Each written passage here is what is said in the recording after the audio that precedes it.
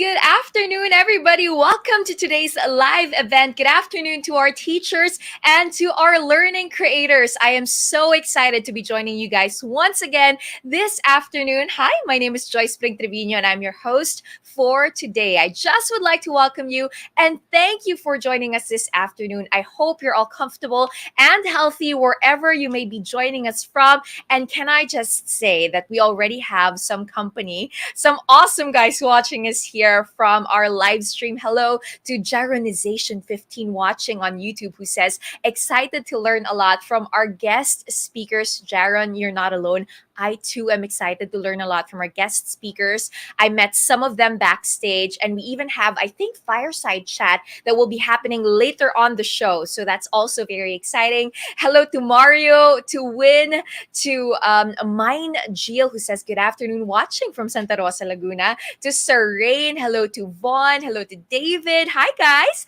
Clint, Marwin, to Sir, and to Cram. Maraming salamat po for joining us here this afternoon.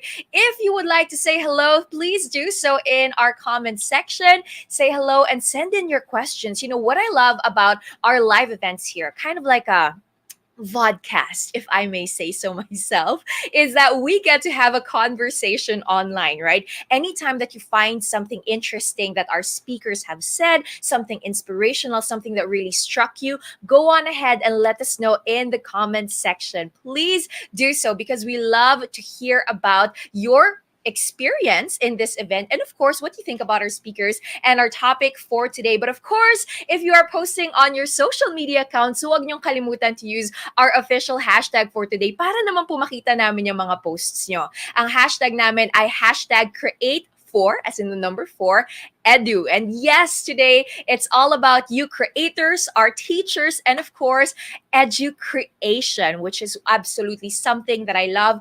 Obviously, you can see my YouTube pin already, and I am sporting my silver play button here. Mamaya pa natin pag-uusapan niya kung paano ko na-achieve yan. Baka pwede kong makuwento sa inyo. But in the meantime, before we start, I just want to share a very important reminder. Creator Day Education and its content are proprietary to Google. Copying, reproducing, distributing, and or recording, as well as taking screen captures, parts of or the entire presentation without written consent from Google are strictly prohibited. Now that we're all set, once again, welcome to Creator Day Education. Yay! I can hear it, guys. Naririnig ko, yes! I can hear it. I can hear your excitement. You know, I've been looking forward to this day because as a YouTube creator myself, I'm pretty sure I'd be able to pick up a thing or two or 100 actually important things from this session. But of course, what's more exciting is that I am virtually surrounded by change makers in our society. No less than our dear teachers. So sa lahat po ng ating mga minamahal na guro na nanonood ngayon, magandang hapon po sa inyong lahat. You are our modern day heroes and we're so excited that you guys could join us here this afternoon. You know what? I've always believed in that learning indeed takes place everywhere. I myself consider myself as, you know, a life learner. I always say this. Anytime that I want to learn something, whether it's something as basic as, you know, cooking food for my husband and for my family, baking cookies, to actually learning about the right information and the correct news, truthful news, I just Google it or I just YouTube it, right? And I'm sure you guys are the same. I've always believed that, but it's just so amazing that to think of how we can literally learn anytime, anywhere, especially through platforms like YouTube. I'm sure you guys know what I'm talking about, and I'm sure you're also looking forward to learning more about how we can maximize the platform, especially for teaching. But before we do that, ladies and gentlemen, I would like to welcome Google Philippines Country Director Bernadette Nacario for a short message. Hi, Dad. Good afternoon, everyone. Thank you for joining us in today's Creator Day Education Online Training event. I hope you're all safe and healthy wherever you're tuned in from. COVID cases are surging again, so I hope that you're all keeping safe. You know, it is very inspiring to be virtually surrounded by teachers and learning creators.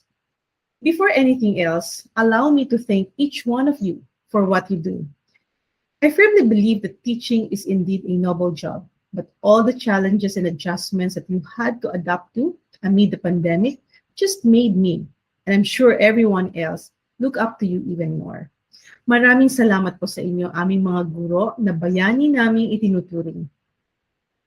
YouTube is rapidly becoming a destination for supplemental and interest-based learning.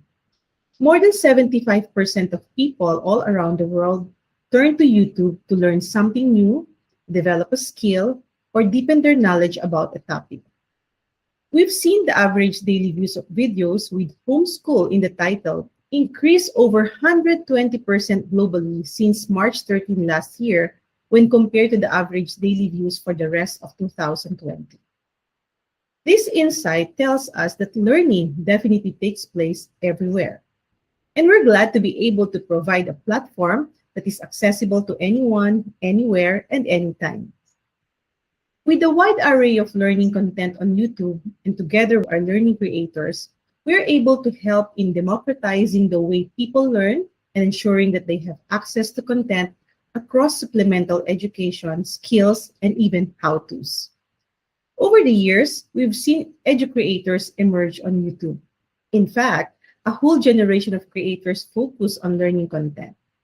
Especially in this challenging time, they've greatly helped us expand the four walls of traditional classrooms.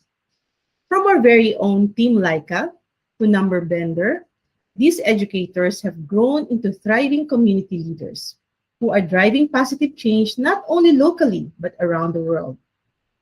To amplify their positive impact, we're committed to expanding resources and support for the educator community by continually investing in learning on YouTube through resources, mentorship, and funding, as well as the promotion of quality learning content that are relevant to national curriculum.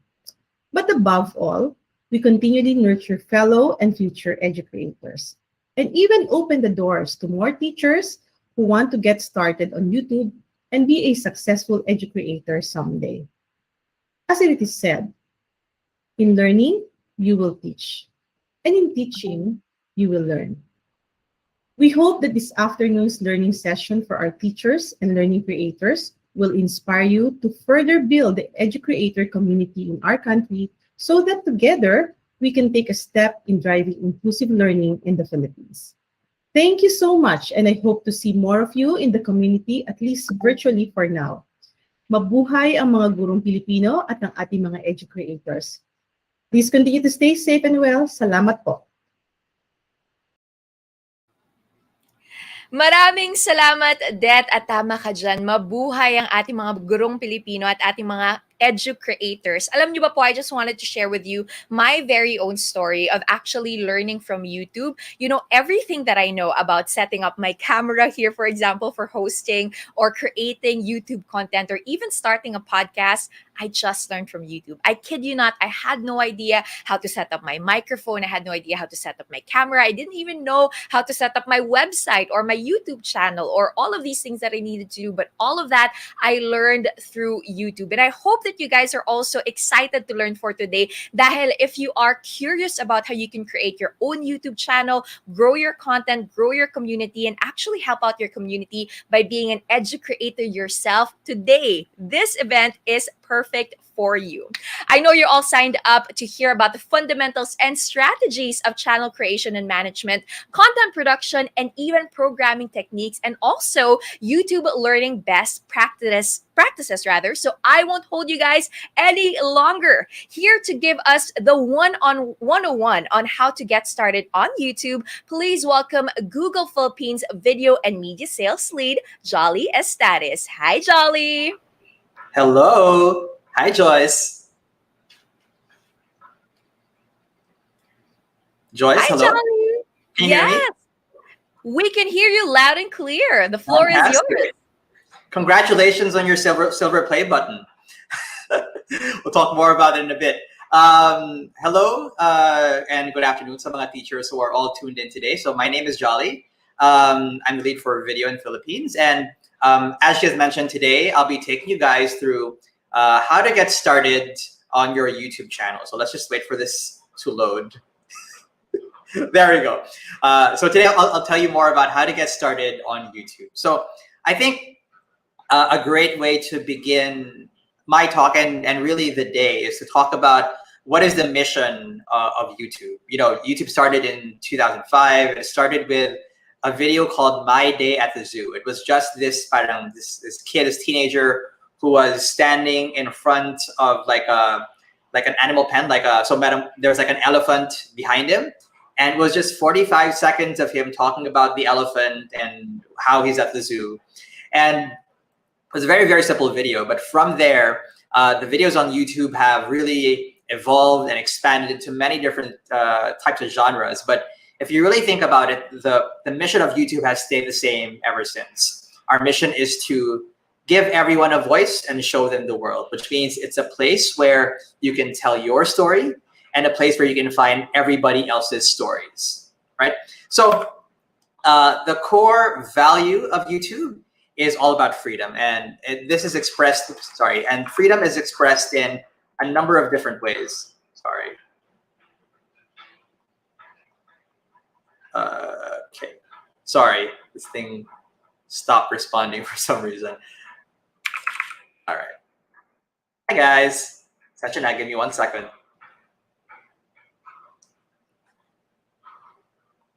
Okay. All right, we're back. Right. So as I said, the core value of YouTube is freedom, and it's expressed in a number of different ways. The first expression of freedom is when it loads, it will show, I don't know, our internet's not great today, freedom of expression. So that means that whatever your talent, whatever your point of view, as long as it does not impede on other people's freedom or does not hurt others, then it is welcome on the platform. Second is freedom of information, which I think you're all, very familiar with and very close to. So even if, no matter if you're a professor in Cambridge or a housewife in Laguna, all of you have access to the same information on the platform. So we're democratizing information for everybody.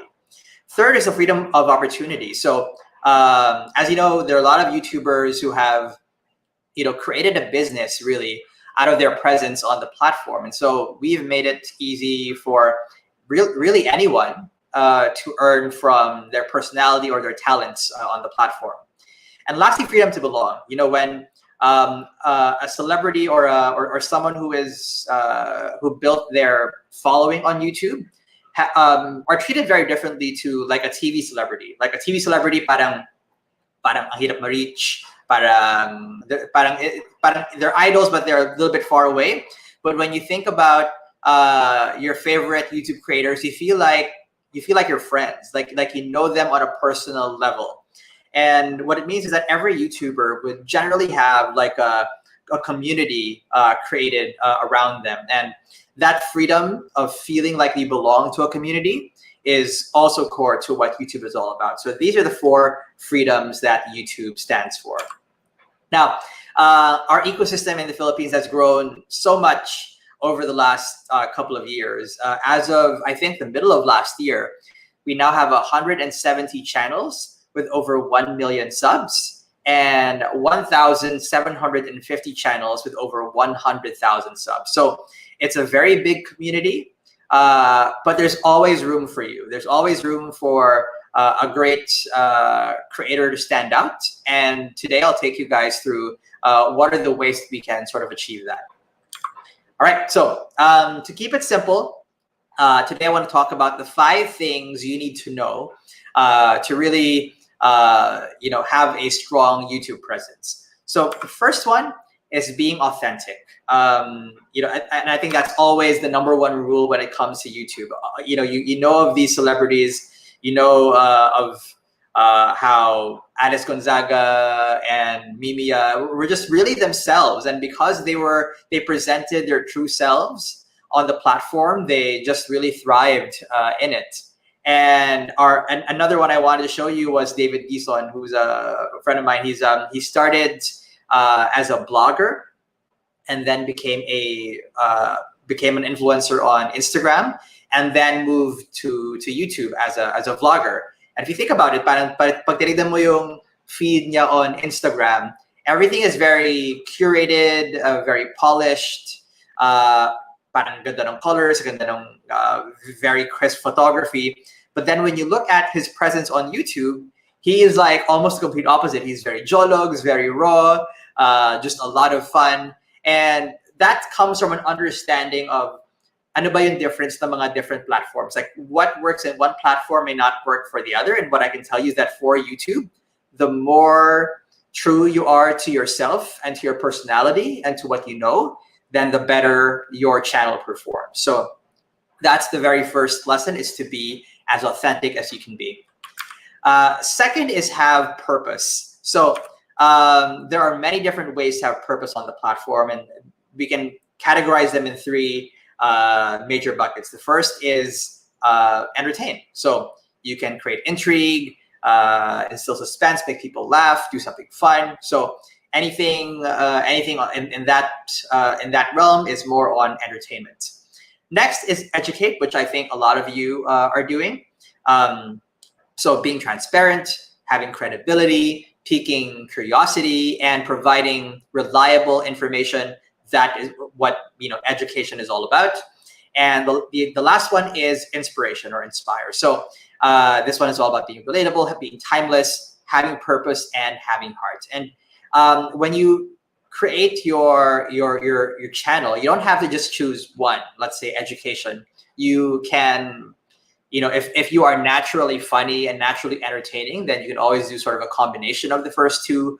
Or if you want to talk a little bit more about your life and how people can improve their lives beyond just what they're learning, you can also add in some inspiration to that. So you can always do a combination of these different purposes. Now, I'm going to show you a few sort of examples here. I'm not going to play the videos necessarily, but there are some examples of people who exemplify these. So of course, this one is entertain. This is Alex Gonzaga, who now has, I think, 10 million subs. She's one of our diamond creators now on the platform. So this is Chambe, which I think almost has 30 million views. And she just basically made a song about how parang one of her nieces or nephews mispronounces someone's name, and then it became the song, which is Chambe. Next is this is El Uy, one of my favorites, and maybe Enrique might talk about her later, but she was one of our finalists for YouTube Next Up a couple of years ago, 2017, I believe, or on our first batch. And she is an interior decorator. And what's really interesting is that parang when we think about interior decorating, feeling natin pang mayaman lang, it's a very up there concept. But the great thing about her is that she's brought it to a place where it's more accessible, where if you have a very small condo unit, okay lang, you can still interior decorate it and make it your own and make it and make it beautiful. Or if you only had, let's say, 20,000 pesos, there's a way for you to get a more expensive look, but with much less money. So she now has about 700,000 subs. So she's come a very long way from when we were mentoring her some 3 or 4 years ago. But very proud of this creator. And of course, inspire. We've got Gayam Ben. I think I hope I'm pronouncing that correctly. I think it's in Ilocano. He's a newish creator, about close to 200,000 subs. He is from the Ilocos region, and he's a farmer. And his whole vlog is all about farm life and life in the countryside.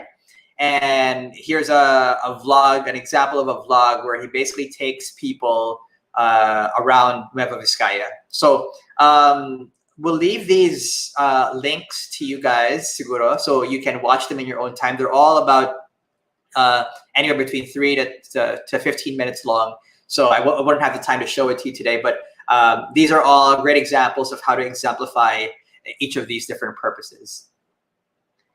Right, so that is number 2, have purpose. Let's go to number 3. Number 3 is all about having a strong content strategy. So there are 2 steps here. So the first step is thinking about what your brand, you as a person, think about yourself as a brand, and what is your personal identity and positioning. So what makes you different or unique from other creators, especially in the education space. and that could be in the form of like what you're an expert at or how you teach it, either of those. And second is really think about your target viewers' interests and passions. So is there an audience for this? Are people in your vicinity like asking you to do this? Like as an example, Team Laika, who's going to be one of our speakers later. I'm sorry if you're going to tell this story, but like she was telling the story before that. But she was basically just like, but she had all these hacks for math problems, and her classmates would always approach her to ask for help for these types of things. And then parang napagod na lang siya at some point, and she's like, you know what? I'm just gonna make a channel, and you can all just watch it from there. But I don't have to keep explaining it to you guys. And then it just became a really successful channel with now over 1 million subs. So as long as there's an audience for it, and you're clear on what you do uniquely, then that helps you define what your brand content territory is, which means what is the range of topics that you feel you have the authority or credibility to talk about.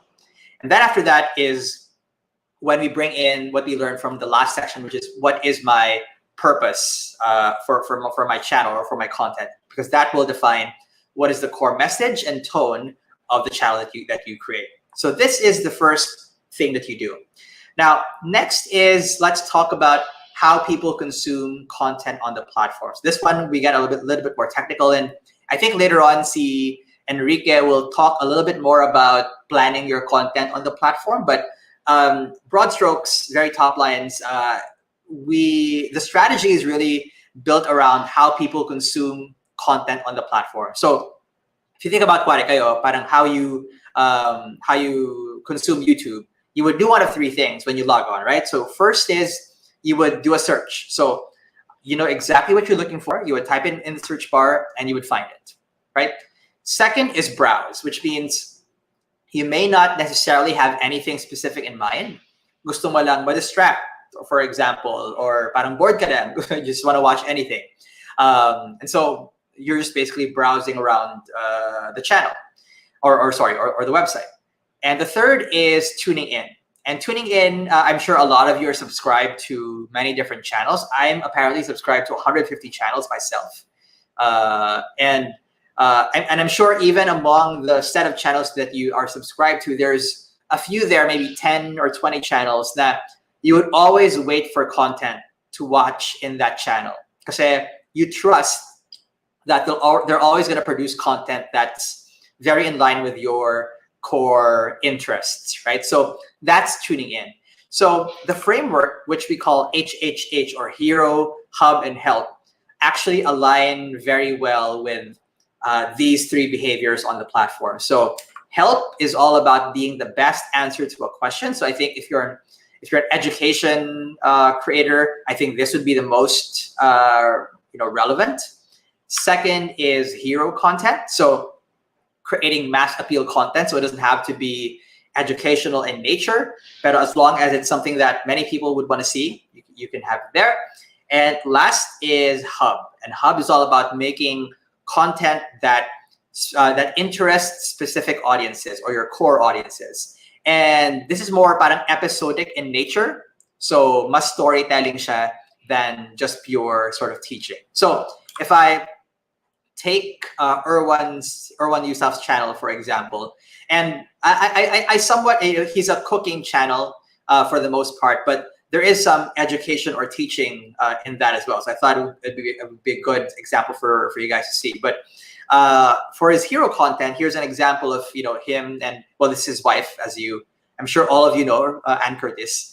And this is a video of Anne eating noodles, which she thinks are regular noodles, but apparently Erwan had put in 4x spicy noodles sauce into it. So little did she know she's eating super spicy noodles para. So this one has, I think, now about 12 million views. So obviously it's content that everyone would want to watch.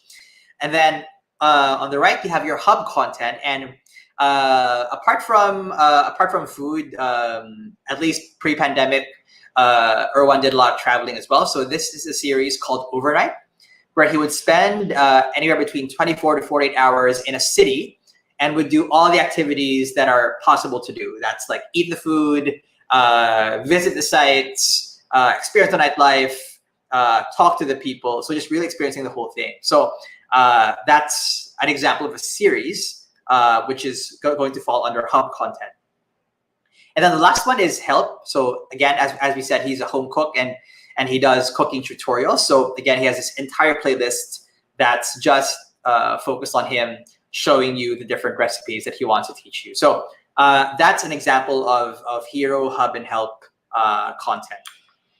So that's number 3. Let's get down to 4 and 5, where we get into what we call hygiene. So these are things that you may not inherently think about as someone who's starting a channel, but are really good practices to keep in mind, especially if you are just starting out and just building your audience. So number 4 is thinking about your personal branding. So there are a lot of different elements that you should be looking at. So parang first is your channel banner, your trailer, parang how your thumbnails look like, how you order your playlist. So all of that are part of what parang helps brand your channel presence. So here's an example of trailers. So on the left is a channel I love. It's called The Verge Science. So The Verge is actually a tech channel, but they have an arm that they actually have a number of parang scientists and researchers in their team, and they wanted to set up a channel that's very specific to science. And I think that it's a good example of what a trailer should have. So let me play this this video for you. Hey everyone, The Verge is trying something new.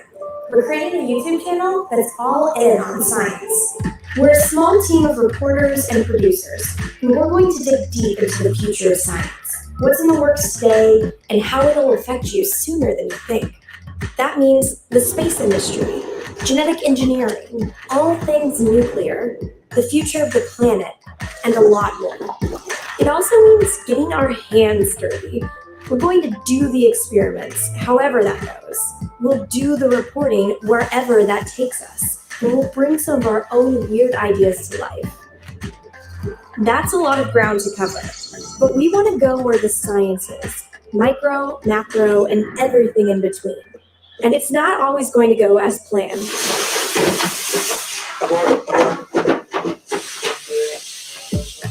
So, subscribe to Nerd Science and check back every week for a new video.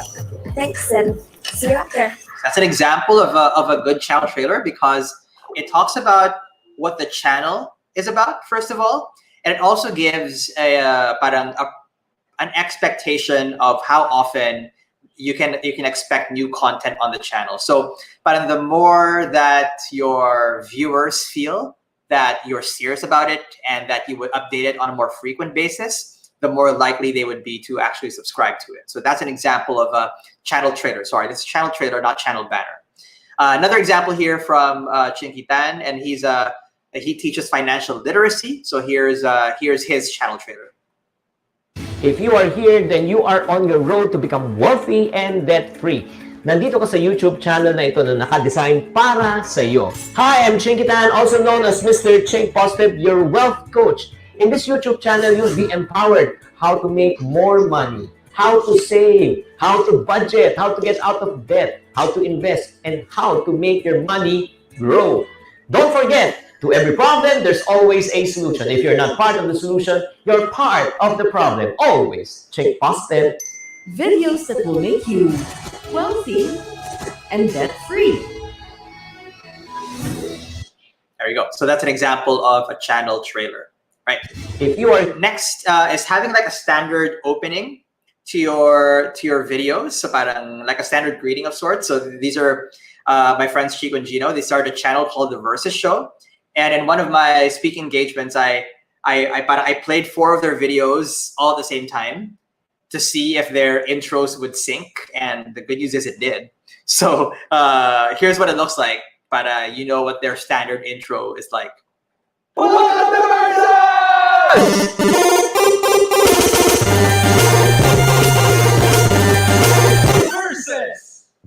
My name is Chico. Yeah. So having like a standard opening is also part of your personal branding. So like different YouTubers would have like names for their fans, like for example, Oliver Austria, who like blew up in the last year, teaching architecture of all things. Diba? So again, architecture isn't something that you would think would be would become a mainstream interest, but his channel now has 2 million subs. And parang he always opens with Madudes and Today Ngayong Araw. So all those things, those are part of your branding. Next, of course, is thumbnails. So hello, Laika, you're on my slide. So having like a standard look to your slides, so to your thumbnails works very well. But also giving people a preview or an expectation of what they can see in your video. That's what the thumbnail is for. So in this case, for example, you can see very clearly how Laika would parang show ano yung topic that she would be parang tackling in each of these videos. So that's an example of a great thumbnail. And also having a standard look helps you give a more professional look and feel to the channel itself. So when you imagine all of these thumbnails together in one page, it looks really nice, and it looks like you put a lot of effort into creating your content. So one small thing you can do is just make custom thumbnails for each of your videos. Yeah, so those are the branding essentials. Now we go to the last part, which is all about being discoverable. So we have this thing called metadata. So metadata, these are the things that you don't really think too much about, but they're all things that the YouTube algorithm would look at as a basis for whether it will serve a video to a person who is searching for something. So, halimbawa, your title, very, very important. How you, what you put in your video descriptions, because the algorithm will draw from that video description, as well as how long people stay watching your video. So I'll talk about each of those in the following slides. But first, of course, your title, as this slide says, sells viewers on a promise. So it tells them what to expect. So don't do clickbait. Don't give them a title where parang the title is not something, parang the content of the video doesn't match what the title is. So never do that. You can have all caps sometimes, but do it sparingly and classily. So you can sort of give emphasis to certain things without looking, unprofessional. Keep it brief to about 70 characters. And again, think about what are the terms that people are searching for right now, and have them in your title as well, para your video comes out more in the search results. So those are some tips to look at. Next is your description. So merong concept na above the fold and below the fold. So diba, when you're watching a YouTube video, merong description sa baba, diba? Tapos parang there are usually like two lines na nakalabas agad. So those are the above the fold lines. And then if you click on show more, that's when you'll see more text or parang more information about the video, right? So your above the fold text should talk a little bit more about what the video is about. So give them a bit more background on what's happening. And then when they click on show more, so below the fold, that's where you can put all your other links. So if you, for example, if you refer to other resources within your video, you can put the links there below the fold. If you have your own social media, your Facebook, your Instagram, your Twitter, whatever, your website, your blog, you can put all of them as well in the description, in the below the fold description, but you can lead them to your other online assets. So that's how you would sort of use these two description sections.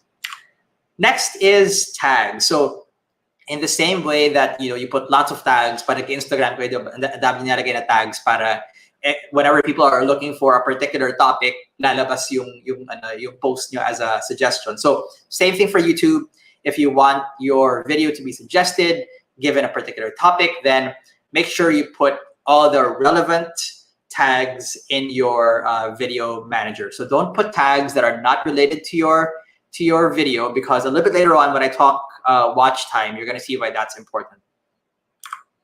having a playlist. So the playlist is important because the most important thing that we look at in YouTube is watch time. So there's two things. One is video watch time, which means if your video is 10 minutes long, does a person watch for the entire 10 minutes or do they watch for 10 seconds and then they leave, right? So usually when you have like a clickbait title or a clickbait thumbnail and then 10 seconds in, people realize, this is not what I'm looking for, then they leave.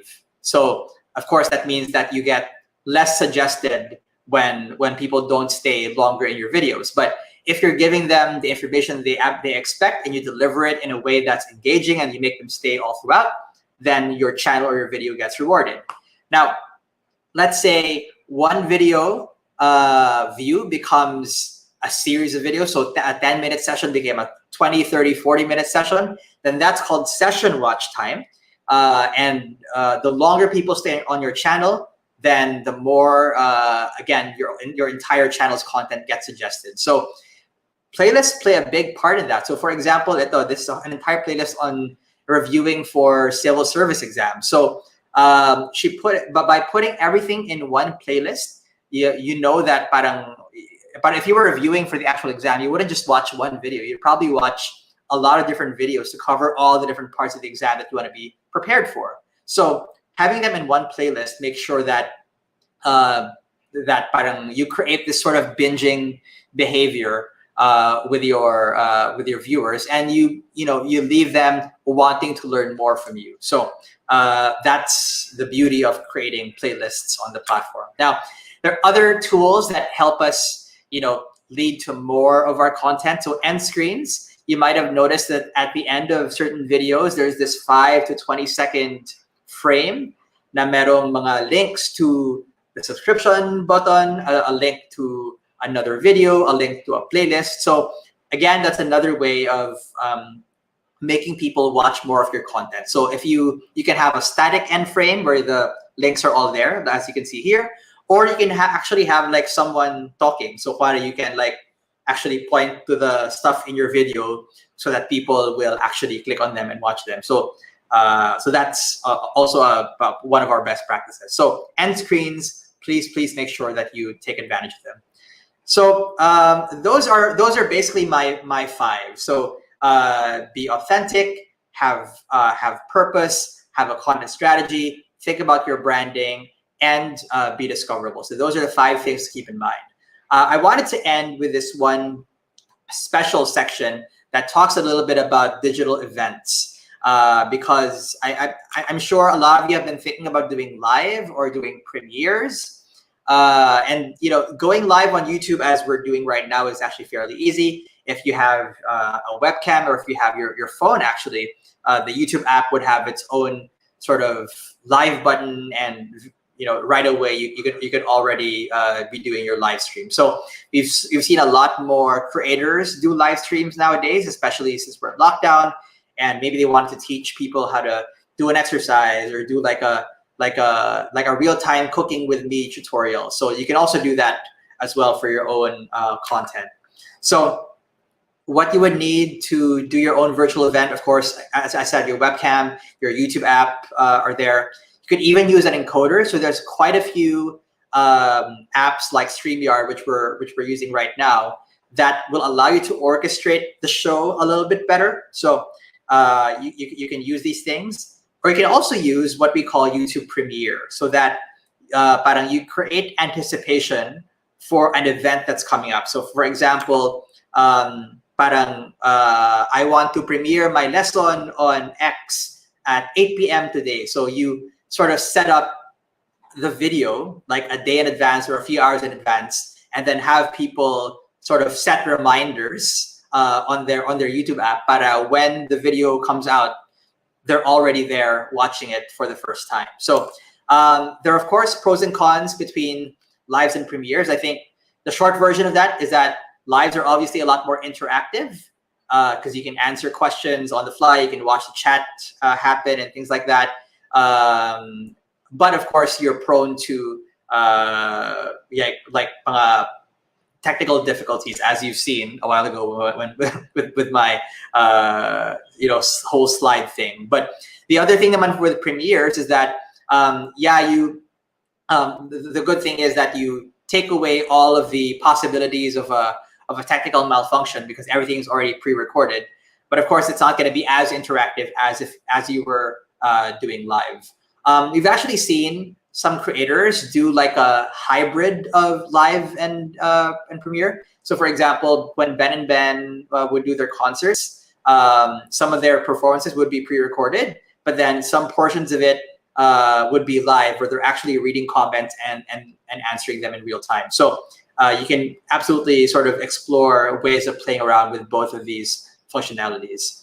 So I'll leave you with this. I'm not going to go through this. It's a very sort of wordy slide, but we will give you this sort of as a leave behind. But things you need to keep in mind before, during, and after the event to make sure you have a successful live or a successful premiere. So it's going to be a combination of making sure you promote your event well, making sure that you're interacting with people, and then after, if you have like a 1 hour long broadcast, if you want to sort of cut it up into segments, para you can get para if people were only interested in a certain part of your live stream, they'll be able to catch that content on your channel, and you can actually get even more views by doing that.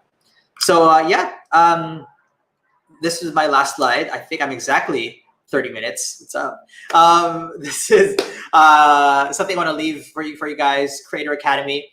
So if you want to learn more about getting started on YouTube, please visit creatoracademy.youtube.com. Everything is there, from setting up the channel, how do you monetize, some tips on production, some policy and guidelines you need to keep in mind, how do you start earning, et cetera, et cetera. Those are all going to be there on Creator Academy.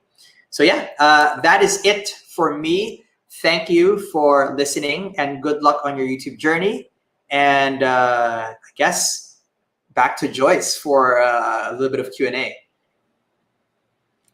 And we're back. Thank you for that, Jolly. Great presentation. Thank you. I love your points. I mean, I learned so much already from just your talk. And first speaker pa lang po natin si Jolly, by the way. We still have a lot more that will be joining us here this afternoon. But I love that. Be authentic, right? Have a purpose. Have a content strategy. Think about your branding. Be discoverable. And even think about digital events. These are some of the things that we have to consider when we're creating our YouTube channels. But also, I love that it also revolves around, creating a community. You were talking about being yourself, having a purpose, creating content that you're proud of and that you're happy about, and also creating a community. But Jolly, meron tayong mga syempre questions from our viewers here today. They loved your talk, but they'd love to learn more. Sabi ni Kale dito, it's easy daw to be authentic for entertainment purposes. But how do you define authenticity when it comes to being an edu-creator naman? Yeah. What say you, Jolly? It's a very good question. So I think one is to talk about topics that you know very well, first of all, especially when you're starting out. And that's why we said that one of the first things you should do is what do you stand for and what your audiences want to see, and then find the intersection of that and really make yourself sort of an expert, quote unquote, on this one. So I think that's the first. So talk about things that you are passionate about and that you know very well. Second is, if you make mistakes, then own up to it. It's part of the fun of being on YouTube and being raw. Like if you look at, I don't know, I was just watching Judy Ann's Kitchen yesterday, and of course she teaches cooking, right? And she makes a lot of mistakes in the kitchen. So even if people look up to her as a good cook, she'll show you if she messes up, and that's fine. So I think that's another. And third is, you need to always show your personality, because obviously, like, sometimes we come to a channel because we want to learn stuff, but sometimes I stay watching a channel because I just like this person and how they relate to me, right? Like a lot of creators, parang I keep watching their content, even if I can't cook to save my life, but I love watching cooking creators who have great personalities because I just want to watch them. So sometimes the content is what draws you, but the personality makes you stay. And that's where the authenticity, I think, will come in.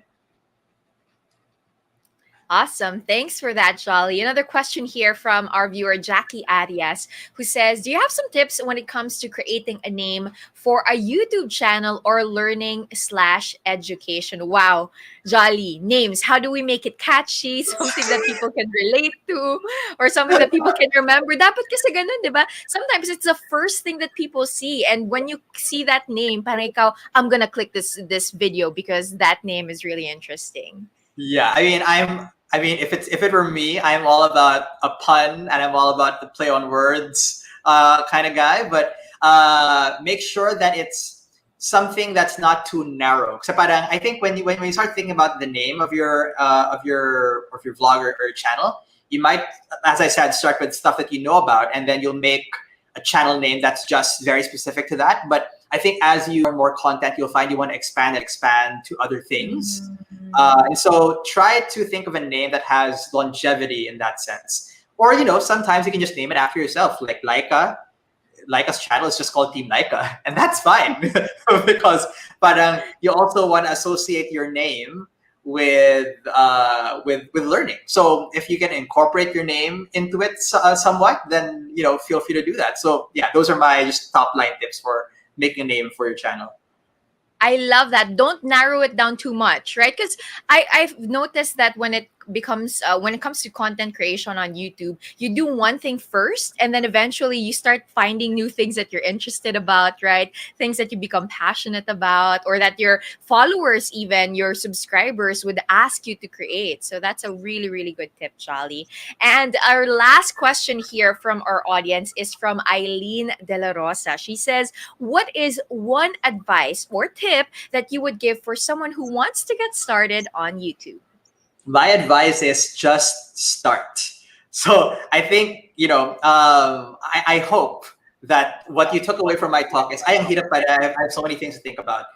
The reality of it is, you never know what you're doing unless you start doing it. So when you start, when you set up your channel and you start shooting your videos, you start finding out, okay, parang, I could have framed myself better. I could have presented this thing in a more interesting way. Maybe I should change my lighting. Maybe I should have a better content strategy. You'll realize a lot of these things as you start. So it's never going to be perfect the first time, and that's fine, because parang as you're building your first 1,000 subscribers, that's your time to make mistakes. So feel absolutely comfortable about making mistakes and experimenting, and that's how you will end up with a channel that's perfect to who you are. Thanks for that, Jolly. That's it for our questions from our audience here today. Thank you once again for your awesome presentation. But before I let you go, I guess one last message to everyone who's watching right now. Syempre, we have teachers and future educators watching. What would be your message to them? My gosh, to our educators watching, thank you so much. As Detta said, you guys are heroes. And I know it's so difficult to, transition to the new way of teaching. But I hope that the stuff that we showed you today somehow made that easier. And I know it's a very tough, journey to adapt to new technologies. But just keep at it. As long as you have the passion for teaching, you will find an audience on the platform, and you will hone young minds everywhere. So we salute you and thank you for your service. Awesome. Thank you once again, Jolly Estates, for joining us here today and really minting up all of our future or our current educators watching us right now. Maraming salamat at mabuhay ka. Thank you, Joyce. Salamat. Thank you very much to all of you guys who sent in those amazing questions. At maraming salamat po for being part of the discussion. We love hearing your comments, you guys, hearing your questions even, and seeing even your thank yous to Sir Jolly for those of you who really enjoyed. I'm sure everyone enjoyed that amazing presentation and got you even more riled up to create your own YouTube channel if you haven't already. And by the way, before we proceed to the next presenter, please do share with us your feedback about the recent presentation so we can keep on improving. This is really important to us, you guys, and it's very, very easy to do. The first step that you have to do is to take your smartphone and open your camera. Next, select Google Lens feature and point to the QR code. If iPhone, you can just point the camera. And third and finally, click the link that appears and fill in the feedback form. Go! The QR code is now on your screens, you guys, so please do scan it and let us know what you think about that recent presentation. Thank you so much once again for joining us here this afternoon. My goodness, that was just our first speaker. We still have a couple more to go and so many learnings. I'm sure na-enjoy niyo po itong lahat, and I'm sure it's making you excited even more to create your own content on YouTube. Maraming salamat po muli for joining us here this afternoon. We're already learning so much, and it's just the beginning. Now that we already know how we can get a kickstart on YouTube, let's head on over to our next speaker, who will be giving us an overview of the best practices in using YouTube for learning. Here with us is the Family and Learning Lead for YouTube APAC, Joy Kong. Hi, Joy. The whole point of education is to get people to learn. If there's no learning going on, there's no education going on. Hello, AP Calculus students. How much does a shadow weigh? I'm Neil deGrasse Tyson, your host. All cooking is chemistry, so the better you understand chemistry, the better you understand cooking. Is there any credibility to centipedes having 100 legs and millipedes having 1,000 legs? No, they're just leggier. Ancient Egypt is probably the most influential of the River Valley civilization.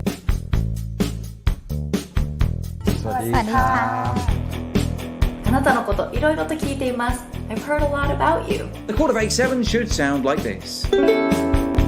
Why should the younger generation be interested in politics? You want to express your voice and what you care about. Printable magnets. It's amazing.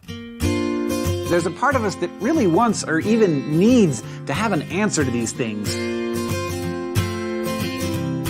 It's high time that all Indians produce their own electricity.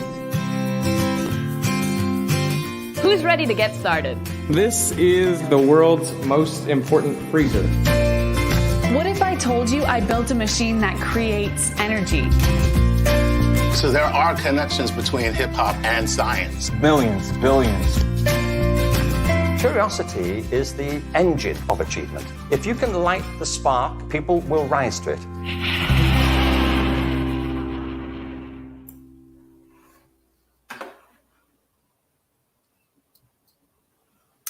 Hello, everyone. My name is Joy. I'm the Family and Learning Lead for YouTube in APAC. I'm super excited to be here with you today to talk about YouTube learning. There's a huge opportunity in the learning space right now.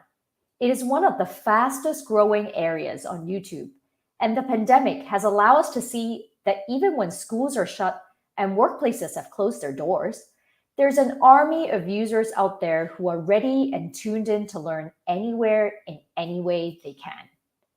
Almost immediately as COVID hit last year, we noticed a spike in learning on YouTube, whether it was school students looking to supplement their education or workers striving to retool or start their own businesses. Next. Even with that opportunity, though, it is important to think strategically. By combining passion with data, you're far more likely to succeed over the long haul. Standing out on YouTube is always a challenge, but we've surfaced some new ways that can help enormously, tailored specifically for learning content. And I'll walk you through all of that today. Next slide. Next. One of the main reasons YouTube learning is such an exciting space and has experienced so much growth is that creators constantly redefine and reinvent it. Here's a bit of history. Educational YouTube videos are almost as old as YouTube itself. Early learning videos began appearing in 2005 and were fairly simple, such as this video created by Hiroshi Hayashi, a Japanese school teacher considered by many to be YouTube's first learning creator. As we travel down memory lane of learning on YouTube, we come to 2011, which was a huge year for YouTube learning. The most significant development came in a burst of innovation as creators such as Minute Physics and Vsauce ushered in the viral arrival of edutainment, education combined with entertainment. And alongside formats that have long thrived in the learning space, an exciting new development has arisen in recent years. Channels are engaging audiences with lessons that span multiple videos and are encouraging viewers to keep coming back for more. Next slide. Now that we've talked a little bit about the history of YouTube and where we're at today, let's see how we can get started. Next slide. Step 1, choose your channel topic. Being a learning creator is incredibly rewarding, but it can also be uniquely demanding. That's why it's so important to choose a topic that you find captivating and meaningful.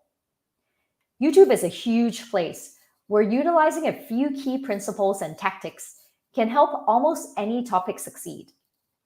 Let's look at putting those principles and tactics into practice. Next slide.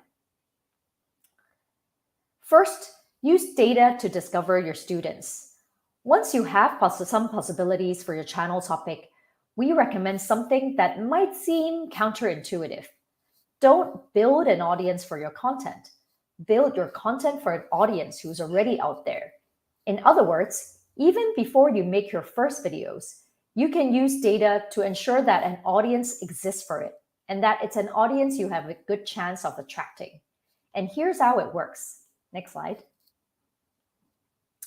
With these 3 questions and tools, you can see what the world is searching for and how much competition already exists for your niche. The first one is to make sure there's already interest in your topic. You can utilize Google Trends for that. This is a tool that analyzes a percentage of Google searches to find out how many searches were done for a specific term over a period of time. The more consistent the popularity, the more likely an audience exists for your content. The second one is on YouTube itself. Of course, a high level of pre-existing interest might also mean that there's already a lot of people doing that content and serving that same audience you're targeting. So it makes it harder for you to break through. Utilizing YouTube search can help you gauge how much content competition exists out there for different topics, and that can help you choose which to pursue. And similarly, Keyword Planner allows you to search for keywords and see how they might perform. Search popularity can give you a sense of how many times relevant keywords are used each month. Next slide. The idea is to find a topic that has a high level of interest and a low level of competition. Perhaps within the subject that you want to teach, there is a certain topic that is in that sweet spot. You will definitely want to focus on that to grow. And these tools can help you find what that is. Next. So now that you've got your channel subject in mind, what's the best way to choose the specific content that you'll make? We found that learning channels often tend to take 1 or 2 paths within their content and topic. A zoomed-in approach, specifically looking at a particular niche, or a zoomed-out, more generalized approach. And our recent data is clear. One approach is more likely to help channels break out and create a thriving, engaging experience. Take a look at these 2 channels. Which one do you predict would perform better? Next slide. So as you can see, in the spring of 2017, the financial diet really caught fire. Comparing these channels, it's especially interesting for a few reasons.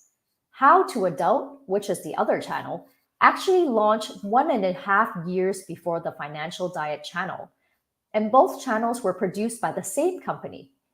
The 3 main drivers to the Financial Diet success is that they have a specific niche, so viewers knew what the Financial Diet had to offer them, fueling subscriptions. The second reason is that the channel's focus encouraged repeated viewership. And the third reason is that their clear brand elevated its standing and shareability as a financial authority. Now that we've covered the strategies for choosing how to focus your content, let's take a look at how to present it to the world. Next. One question we get asked a lot is, What types of learning content works on YouTube? There are millions of learning videos on YouTube, and they span across the full spectrum of the learning experience. Here are a few common genres. First, we have straightforward academic content that are often hosted by teachers or experts or even students to help their viewers master a specific subject or fill in the gaps in their existing learning goals. They are usually developed around a school curriculum. Then, there's skill-based learning, which is often hosted by professionals in a specific vocation, an expert, or an organization. The goals of these videos is to inspire, to inform, and empower viewers to advance and change their careers. They often help an audience learn soft skills, maybe show a day in the life of a certain job, or provide on-the-job training. And on the other end of the spectrum are edutainment videos, and these combine education with entertainment. Often hosted by curiosity-seeking hosts or subject matter experts, these videos provide memorable education on YouTube for the lifelong learner. Next. So the second question now that we have to ask is, what formats work? And the short answer is, they all do, but they all have their pros and cons. Let's go through them one by one. Next slide. The first one is animation. It's highly versatile and can cover many topics and tones, and it's also one of the most popular learning formats on YouTube. But it's often time-consuming to produce and very labor-intensive as well. We've also heard that during COVID, it's especially hard to get access to equipment and network, which would allow for the kind of processing power that animation requires. So definitely keep that in mind if you're considering this format. Next. Homework help and tutorial are evergreen, and those videos encourage repeated viewership, especially for series that dive progressively deeper into specific topics. But they also risk losing audience interest if the video or the host itself isn't engaging enough. Next. How-to videos are amongst the most popular types of YouTube searches, but it may lead viewers to only watch a single video without subscribing to your channel. Next. And lecture videos, such as TED Talks, are highly viral and often shared across platforms. But with the format so closely associated with major established brand, it can be difficult to grow a new channel without credibility. Next. And video essays. Viewers of this format seem receptive to creators covering a wide variety of topics, such as explainer videos, as long as the thoughtfulness and style remains consistent. But like animation, they can be extremely post-production heavy. Another component in the formula of success on YouTube is to drive genuine and meaningful connection with your audiences, which are also your students and your community. We recommend 3 best practices for gaining and maintaining that trust. The first one is to highlight your credentials. As an example, Dr. Morton mentions her certificate as a licensed therapist and mental health professional in her video descriptions, in her channel banner, and channel description. The second one is to cite your sources. It's a good idea to draw and cite multiple authoritative sources. The Healthcare Triage displays them on screen and includes links in the video description to their sources.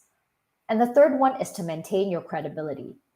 Nobody's perfect, but we found that audience are receptive to correction. So if you make mistakes or if new information renders your video inaccurate, just apologize and correct your error. And you can use that in a new video or use some existing tools like YouTube cards. And these are 3 ways where you can maintain and gain trust for your audiences. Next. So there you go. These are the 5 key suggestions on how to start and accelerate your learning journey on YouTube. I wish you all the best, and let me leave you with this inspirational journey of Eddie Wu, which is one of our most impactful creators on YouTube. It's kind of funny to talk about why I love maths, because I didn't love maths when I was at school. I really thought of it just as, okay, how good are you at crunching numbers? Mathematics is literally all around us. There are patterns and relationships and connections which, when you get to sense them, they're really beautiful and elegant and surprising. I get to touch the fabric of the universe when I understand what mathematics is. When I realized that through this incredible platform of YouTube, my teaching could help people all over the world, that's really what set this snowball going.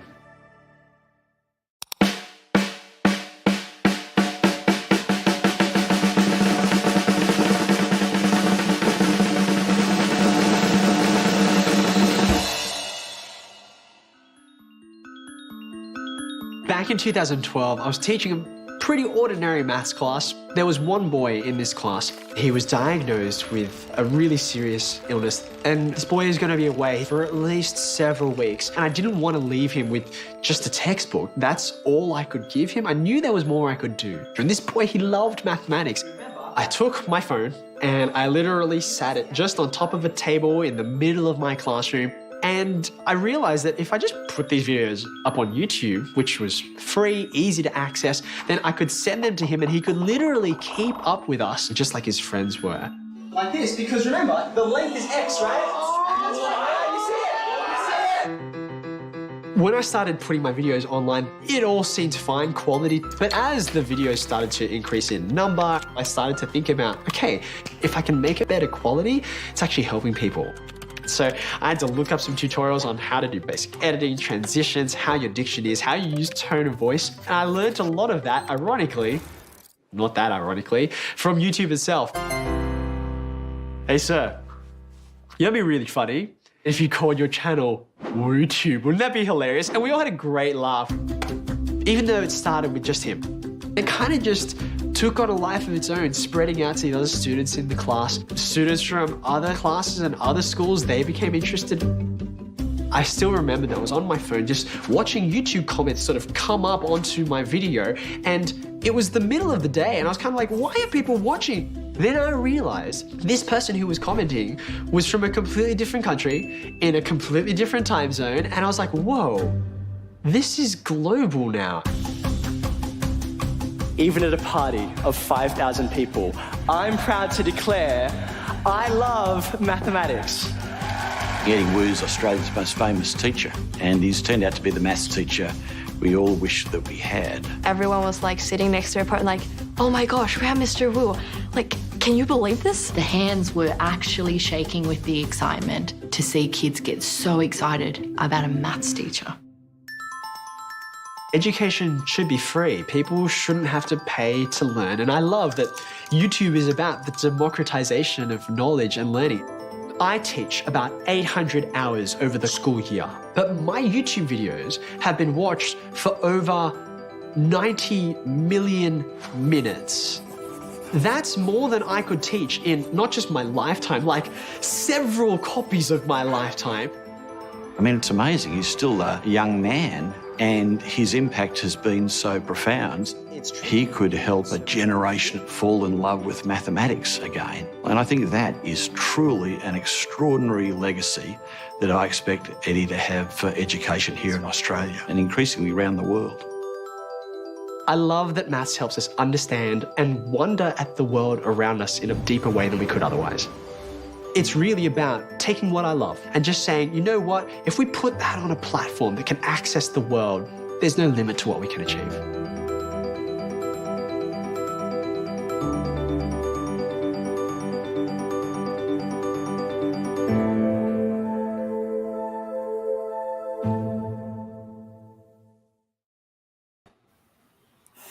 Such an incredibly inspirational video there from WooTube. You know, hearing about his story of how he actually learned from YouTube and used YouTube to teach others, paired with that wonderful presentation that Joy gave us. Joy, thank you for joining us here this afternoon. Of course. Thank you all for tuning in. And just to make a little plug, Eddie actually has a series on his channel that is called Teach the Teacher, which is exactly, you know, teaching all the teachers out there how to get started on YouTube. So be sure to check that out. That might be helpful in your YouTube journeys as well.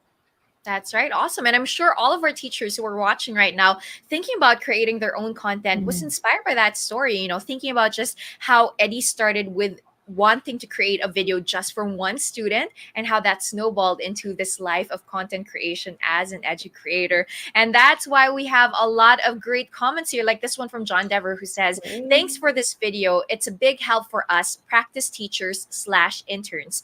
Due to COVID, we have to post online and create content with our lesson plans. This is a good start. Thanks. Thank you, John. Thank you for that, John. And we've got some questions actually, Joy, from our friends here who are watching us right now. Like this one from Zarlene Chua. She says, all video formats have their pros and cons. That given, what do you recommend to start off with? I actually think, different types of format is suitable for different types of content. So really, content is king. Think of that first. And then think of the format that's most applicable to that type of content. So for example, for a physics video or biology, you might need some visual imagery. So animation could be suitable. Whereas for math, maybe it's just whiteboarding or homework help style. So you don't need a lot of, fancy animation or imagery to help you understand that. So it also depends on the type of content that you want to make. But I think the key here is to make sure it's sustainable in terms of cost and effort. You may want to start out, doing an animation, but then you would have consumed all your energy and maybe all your resources to do one, and it's hard to keep up with that. So whatever format it is, stick to it and be consistent. And before you even, start that format, actually think about whether it's sustainable, whether it's repeatable for you to keep doing that. And sometimes the fallback might be just using a simple format that gets the message across. And ultimately, the content is the king. So think about, you as a teacher delivering classes in the classroom, and there's nothing fancy about that, and yet you're able to get that message across. So think of YouTube as that in that same way, and you'll be able to succeed. I like that. Thanks for that, Joy. And also, if you notice in the video that Eddie was sharing earlier, he just started with just recording on his smartphone, not even really thinking about how it looks like, right? But you're right, content is king. Thinking about a content that really matters to you, that you think matters to the audience that you're thinking about catering to, that's really where you should be starting. Great answer to that, Joy. Now, another question here from MJ De Leon, who says, I am not very techie, and I also don't want to show myself on screen, but I do want to start a learning channel. Do you think presentations with voiceovers would work as content? Joy? Absolutely. And we actually have a lot of edutubers who are a bit shy in front of the camera, and that's totally fine. One of our biggest edutuber in Japan, in fact, he only did whiteboarding explanation for the first few years without showing his face, because he didn't want to cover the whiteboard. So he would just write and you could only see his hand, and he would talk through the explanation. Another one I can think of is Armando, who is a physician in Sydney, and he only does illustration as well with a voiceover. So slideshows with voiceover absolutely is a good way to start. I think that the key point here is that the content, again, really needs to shine through. So earlier, Jolly talked about thumbnails, and I know later on we'll have a deep dive into kind of what's the best way to set a video up for success on a channel. So thumbnails, title descriptions, those have to be engaging, because if you're showing a slideshow in every single video and that shows up in the thumbnail, it might not look as attractive. So that's something to consider. The other one is to, if it's a slideshow, let users know exactly what the video is about, because they have a lot of users, they have a unique need to find what they're looking for, answers that they're looking for in a learning video. So unlike entertainment, where they're sitting and sort of leaning back and browsing around, for learners, they're actually really eager and sometimes impatient to find what they're looking for and the answers that they're looking for. And so calling that out in a video, one good method is using chapters. We see a lot of teachers using that tool to call out different topics that they're going to cover, different concepts that they'll cover in a full video. So even when it's a slideshow, you can actually skip to the section that you're interested in to find out, the topic or to learn that topic, and you can rewatch that again and again. So a lot of tools on YouTube help with that. Like even without, again, like fancy production, you're able to guide a learner in their journey. And I think, yeah, some of those most simple tools are actually the best tools to use. Awesome. Thank you, Joy. All right, here another question from Erica Garcia this time around. She asks, for teachers who are assigned to a specific subject but have interest in other topics, what would you advise them? Focus on their subject matter expertise or what they're passionate about? Great question. This is a great question. Exactly. I think I would have to go with Jolly's answer actually earlier that, passion is really the most important thing. It drives, it's the drive behind most of our learning creators. It helps them continue. And so if you are able to, do something that you're passionate about, you can always back yourself up with credible sources, with citations, even collaboration with other authorities. Think of it this way. You're the storyteller. So you're presenting and explaining content to people to make them understand. And so sometimes it helps you to go through that journey of learning as well before you explain it. So in a way, if you're not a subject matter, sometimes it works to your favor because you're trying to explain something to an audience who's also not the subject matter expert. So going through that journey of learning yourself might help you gain a new perspective and a new way of trying to explain this to someone who, doesn't have the background. So I think, that isn't really a barrier of entry. If you're passionate in doing something around a subject, go for it, do that. Obviously, all the better if you're a subject matter expert, but I think that can come, as secondary. You can always make up for it using various ways and research and all that. And the most important thing, I think, is, stay passionate, love what you're doing, and your channel will succeed. Awesome. Thank you, Joy. Joy, finally, before I let you go, I know that we have a lot of teachers here and future educators who are watching. And I feel like some of them are excited about this idea, but still on the fence on creating their own YouTube channel. Maybe they're afraid of it's unknown territory to them, right? What would be your advice to them to encourage them to finally really maximize this free platform that democratizes knowledge, as WooTube said? Yeah, I think start small. You don't have to have very ambitious goals to gain 1 million subscribers on day one. But as teachers, you actually all have an existing built-in audience, which is your students. And that's actually the most useful tool, that's the most useful group of people you can have to get feedback. And so as you start and upload and start small, uploading simple videos, your students are going to be able to give you feedback and refine on that content. And I think that's a huge advantage that you'll have over, others who are just starting on the platform and may not have teaching experience. So I think that's the best way. And think about it, even if you're able to help, your own students through your videos, that's a huge benefit already. And, every additional viewership you get, like Eddie said, it's kind of, it's a bonus, in a way, you're having people all around the world trying to learn about this concept that you're teaching or this subject that you're teaching. So that's my advice. It's, start small, don't be afraid. There's a place on YouTube for everyone.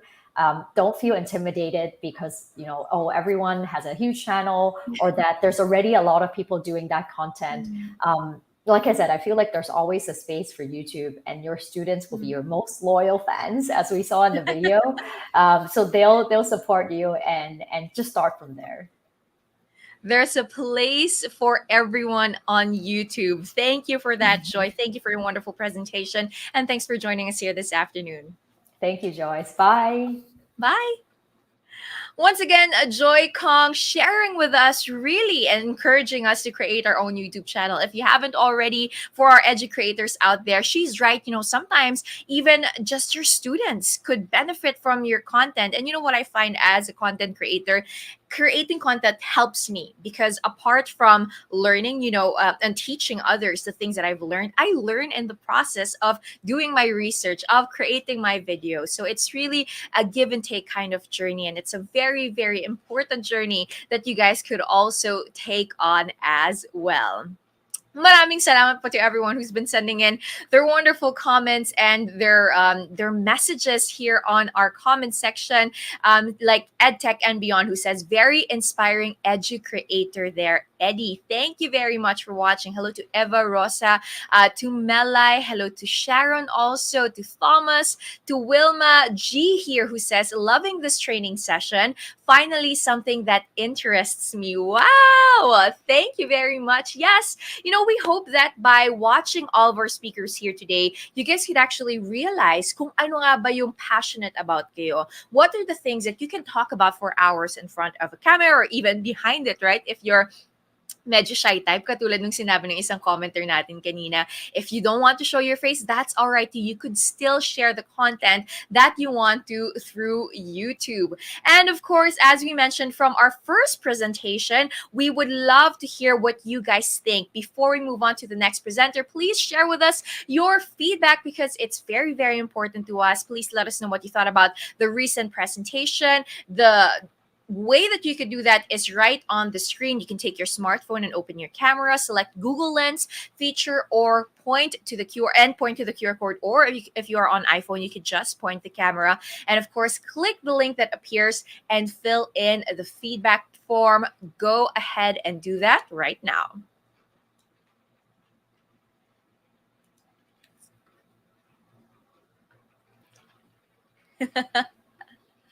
Awesome, you guys. Thank you so much for all of your comments. And yes, please keep those questions coming in. If you are seeing our presenters here already and you are saying like, wait lang, parang meron akong further questions bago ko umpisahan yung YouTube channel ko.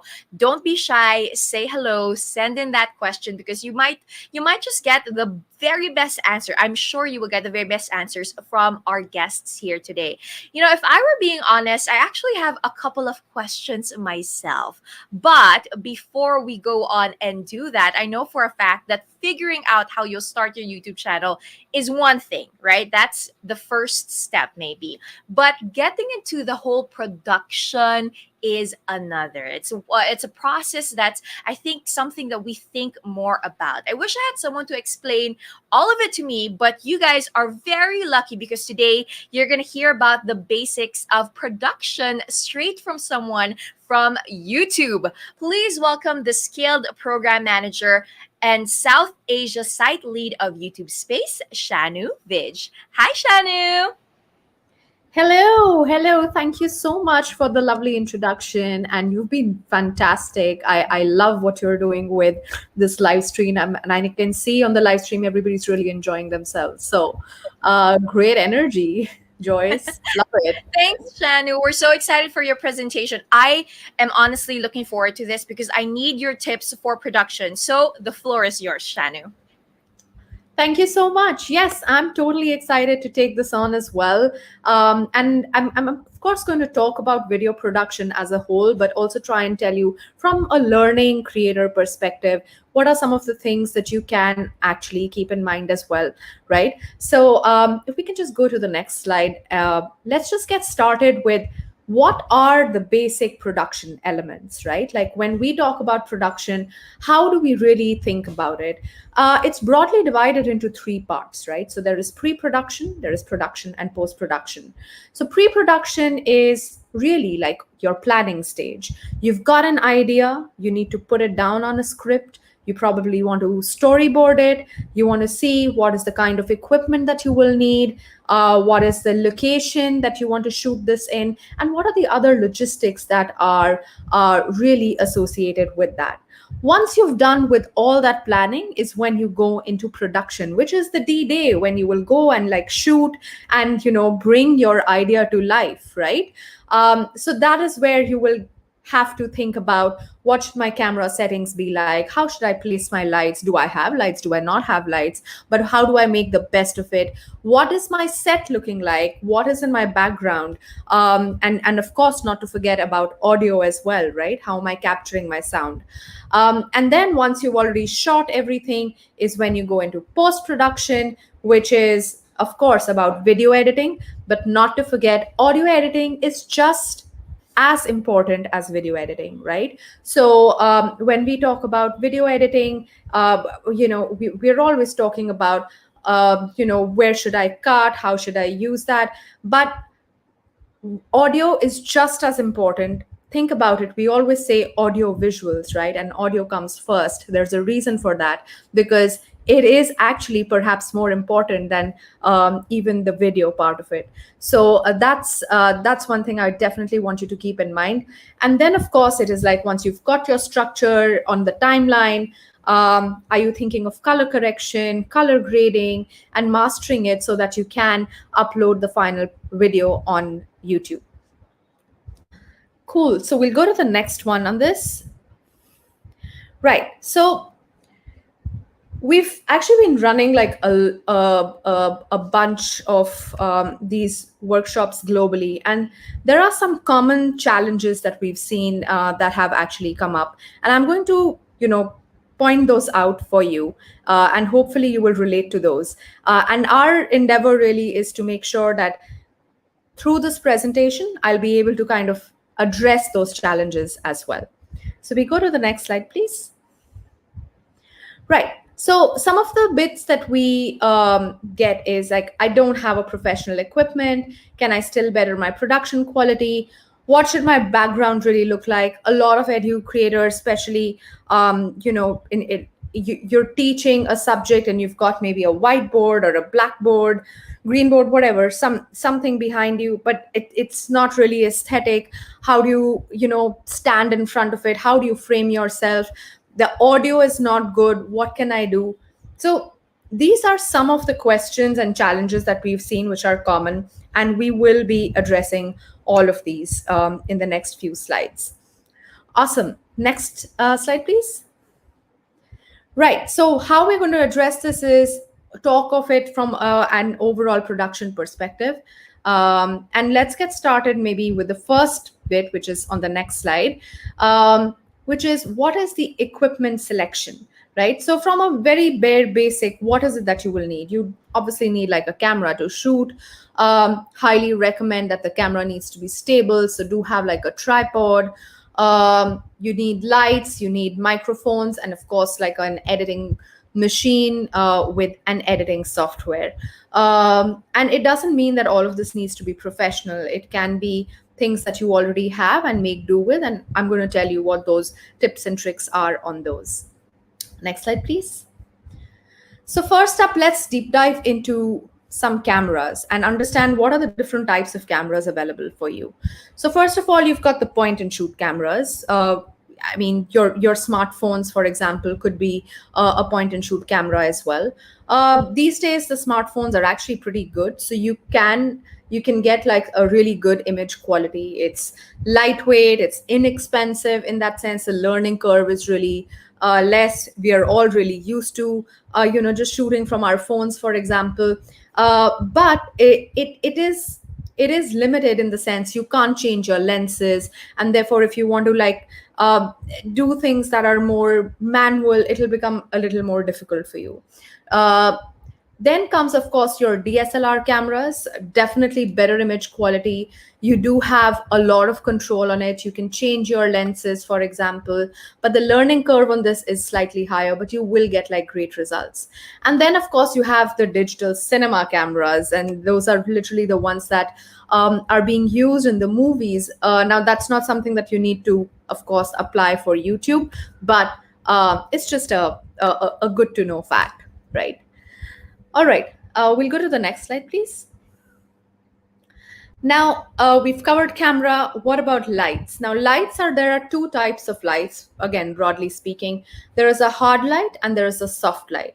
Now, think of the hard light as like a top sun, like at 12 o'clock in the afternoon when the sun is right on the top. It's really harsh. It gives you, while it lights up and it's the brightest perhaps at that time, but then it also gives you like a lot of harsh shadows, which you don't really like. It could be under the nose, under the eyes, etc., all of that.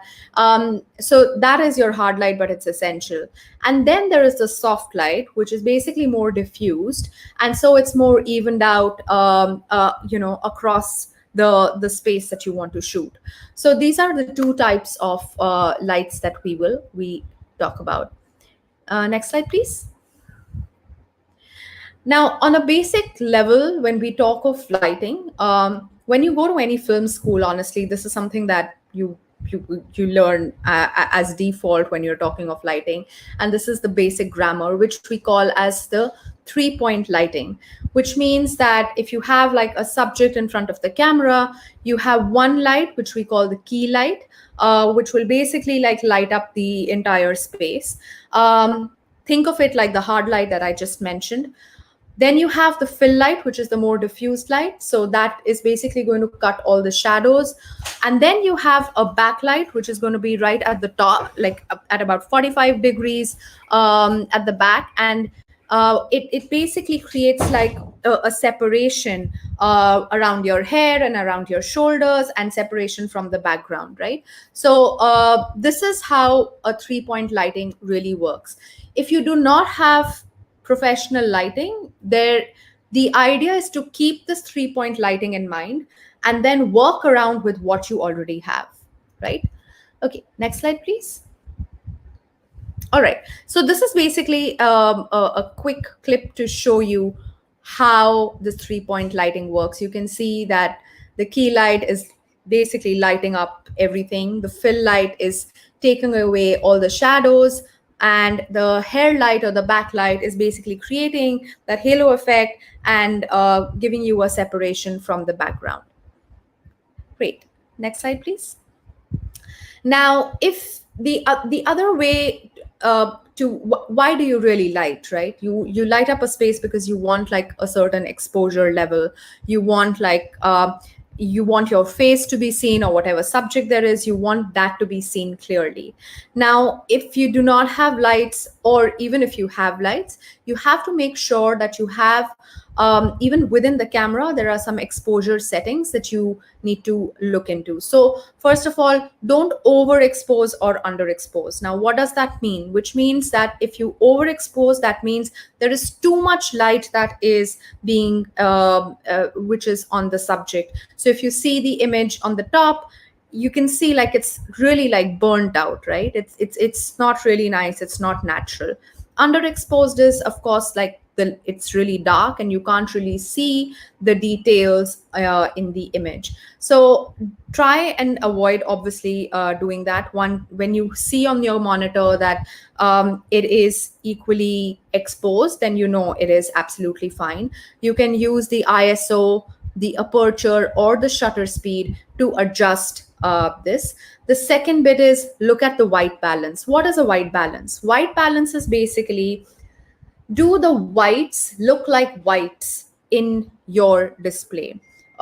Which means if the white balance is off, you may sometimes see that the skin tone sometimes looks very yellow or very blue or greenish or purplish in some cases as well, right? That means that the white balance is off. So a simple trick is that you take like a white sheet, put it in front of the lens, let the lens completely cover it, and see, does that white sheet look any other color other than white? If it does, then that means you have to adjust that white balance.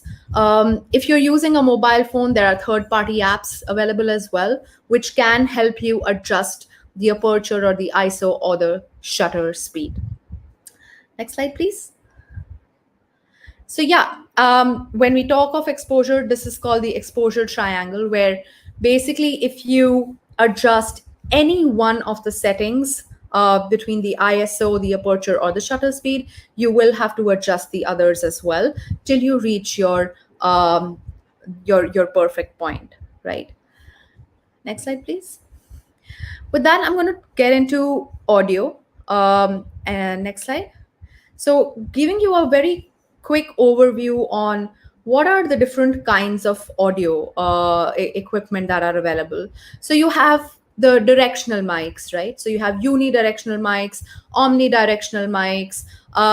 So the omnidirectional mics are the ones that basically are going to pick up sound from all across, like, so you'll have like a lot of ambience noise coming in as well, which you don't not want. So if you're like speaking into a mic, you want it to pick it up in from one direction. So usually it is recommended that you look at like a unidirectional mic.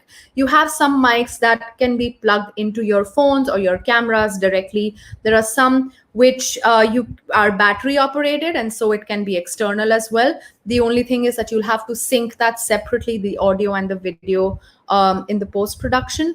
And then there are, of course, the lapel mics, right? Those are the condenser mics, and highly recommended, the ones that would really like catch the sound in the best way possible.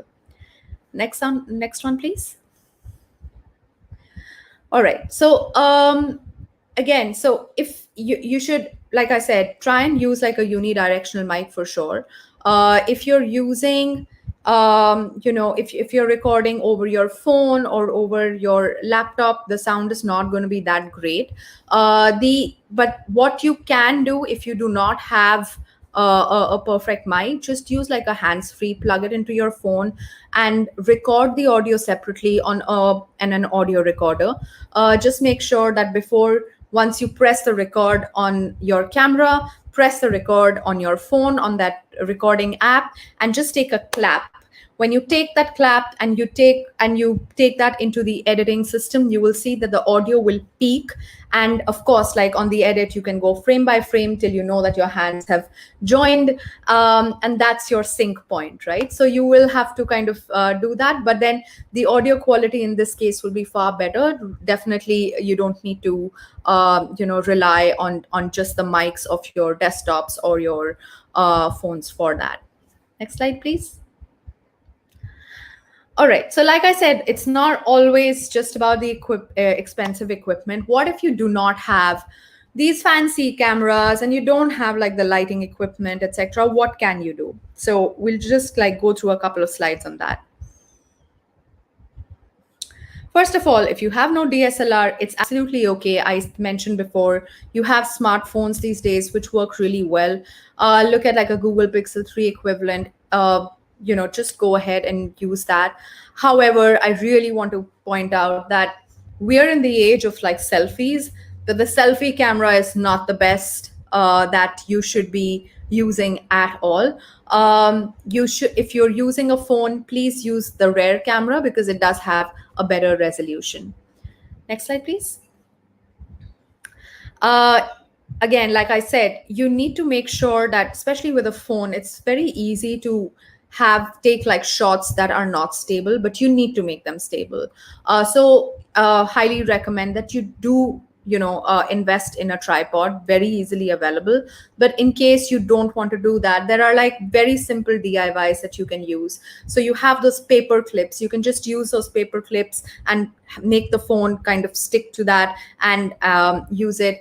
Prop it up against something I've also seen like really interesting ones where the back of a mobile cover, for example, has been stuck to maybe like a scale, for example, and then used like that. So these are like some ways in which you could make your own tripod. If you don't have professional lights, it's all right, and I'm going to talk more about that as well. If you're in a house that has like multiple phones, put them all together, just turn on the flashlights, put like a butter paper across it so that it becomes like more even. It becomes like your soft light, and use that as a panel. Use a white balloon, add like inflate it, add like a light there. It will give you like a nice white halo. And like I said, like butter paper is really like your best friend in this case. Bounce off lights. I'm going to talk about lighting in detail in the next few slides as well. Yeah, and that's where it is. So like I mentioned earlier, if you have hard light and you have soft light, but what if you don't have these professional lights with you? What are the alternatives? So for hard light, if you go to the next slide, please. The alternatives really, like I said, is that look at your natural light. Let natural light basically fall in. I did speak of, try and use your flashlights, hold whatever lamps that you have, for example, in the house. Use those. That can become not only like a way for lighting up, but also a part of your set. So, try and use those. Another very interesting tip that I feel is that if you have like a television screen, and if you can connect that to YouTube, there are these videos which basically are 2 hours or 3 hour long white videos. So they're basically set to certain color temperatures, and you can just play that. And so your TV itself becomes a light panel. Also remember, and so it becomes really good. Now, if you go to the next slide, in terms of the soft lighting, what are the alternatives that we have? White walls, anything that is a white surface and you bounce light off that, it tends to give like a nice glow to the subject, and if you can kind of reflect it to that. The Chinese lanterns that you get, definitely use those. You get these thermocol sheets, bounce light off that. You've got reflectors, again, they're very cheap and easily available. Try and use those. So all of these put together with, remember, the 3-point lighting that I mentioned about, go ahead, use those, and it will work really well. Next slide, please. Yeah, and also, like I said, find lit areas just within your home. Natural light works really well. Use lamps that can become part of your on your frames. Let the light fall on your face. Just make sure that the exposure levels are all right. And just like a quick tip, never stand against any light source. So not behind in front of a window or a door, for example, because you will get underexposed and your background will be completely burnt out and overexposed, right? Next slide, please. Now coming to the art direction, and what should your frame really look like, right? We're constantly struggling also because, we are in a state where we are at home and a lot of us need to really shoot from home. And you tend to get bored with like the same background. What can you do? Again, simple DIYs, like pull down like some bed covers and bed sheets that you have, put them as your background. Just make sure that you keep like a 6 feet difference so that you get like a depth. You can do that. Next slide, please. Or you have these very simple, very colorful rolls that are available again. Invest in those. They're not, again, very expensive. Just like roll them down, and you can have like a new colored background. It's just a block wall sort of an effect, and it really works well for learning creators because a lot of times you want to highlight a certain aspect that you're talking of, and you can actually use the negative space because it's a blank wall to use graphics and show those highlighted points as well. Next slide, please. All right, and then of course, create your own corner. Think about what is it that you are talking about. Are there elements within the house that you can actually put together and make your own space? Basically, this is also, your set is also an extension of your personality. So you want to make sure that what you are talking about and who you are also comes across really well to your audience. Next slide, please. And then these are like things irrespective of whether you're at home or you're shooting professionally. These are things that will always come in handy for you. And this is composition, right? Like this is, again, part of like basic grammar for when you are shooting videos. Next slide. First of all, like a quick tip would be that activate the grid. So even if you're using a phone, or even if it is on your professional DSLR cameras, there is a grid that is available. And then follow what we call as the rule of thirds, right? Rule of thirds basically is that you divide the frame into 3 equal halves, vertically and horizontally. And the intersection parts is basically where we say that the subject of interest should be, like whatever you want people to focus on should basically be at those intersection points. So we'll just show you like a very good example in the next slide. So you'll see how this is placed like more left of frame, right? And then you've got some negative space on the right.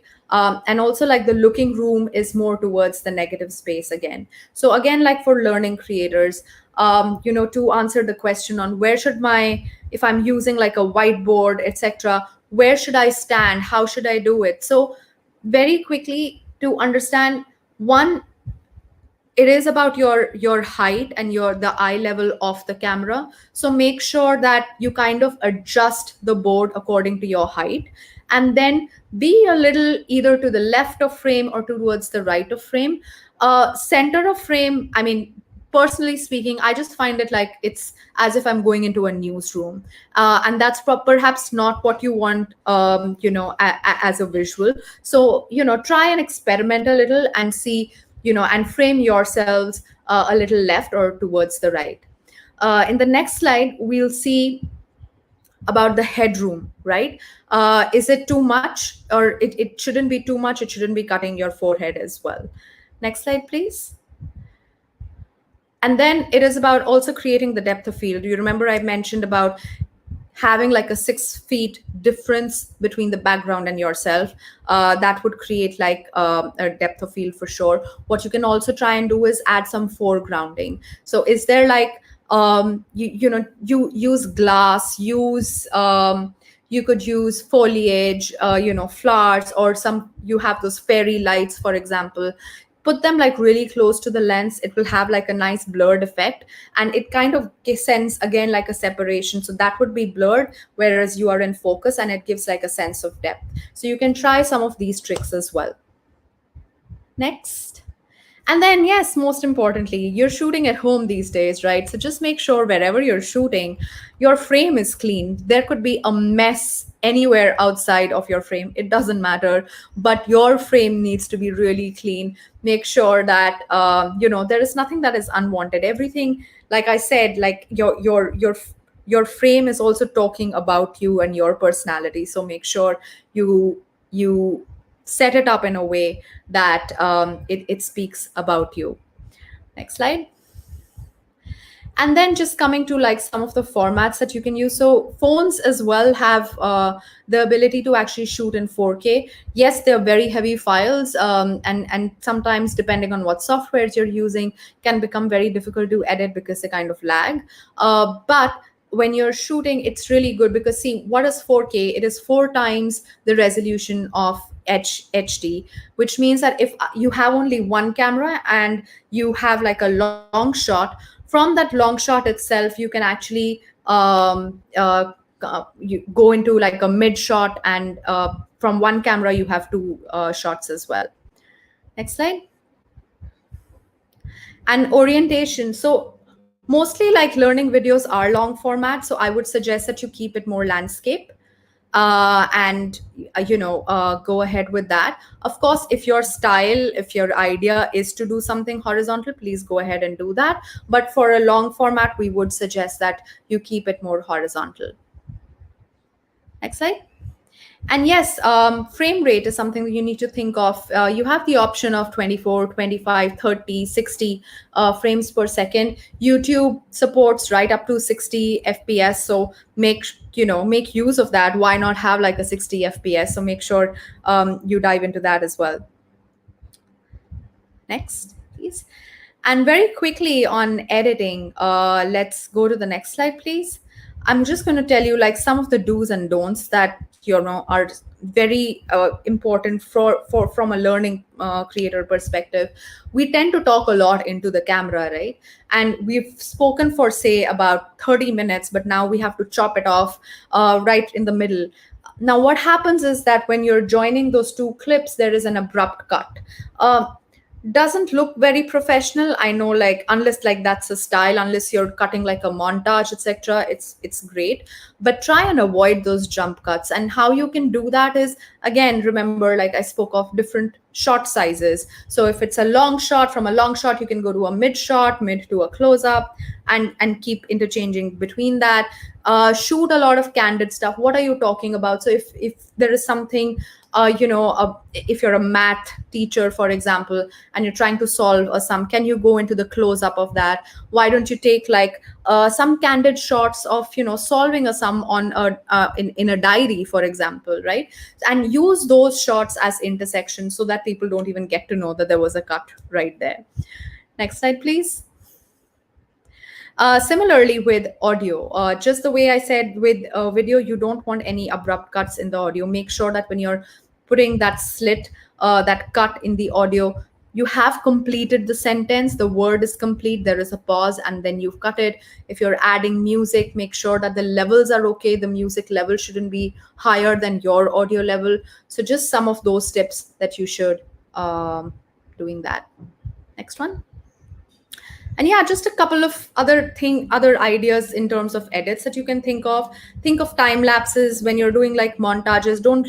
You don't have to start straight away with hello everyone. Maybe you want to like establish what you're going to talk about.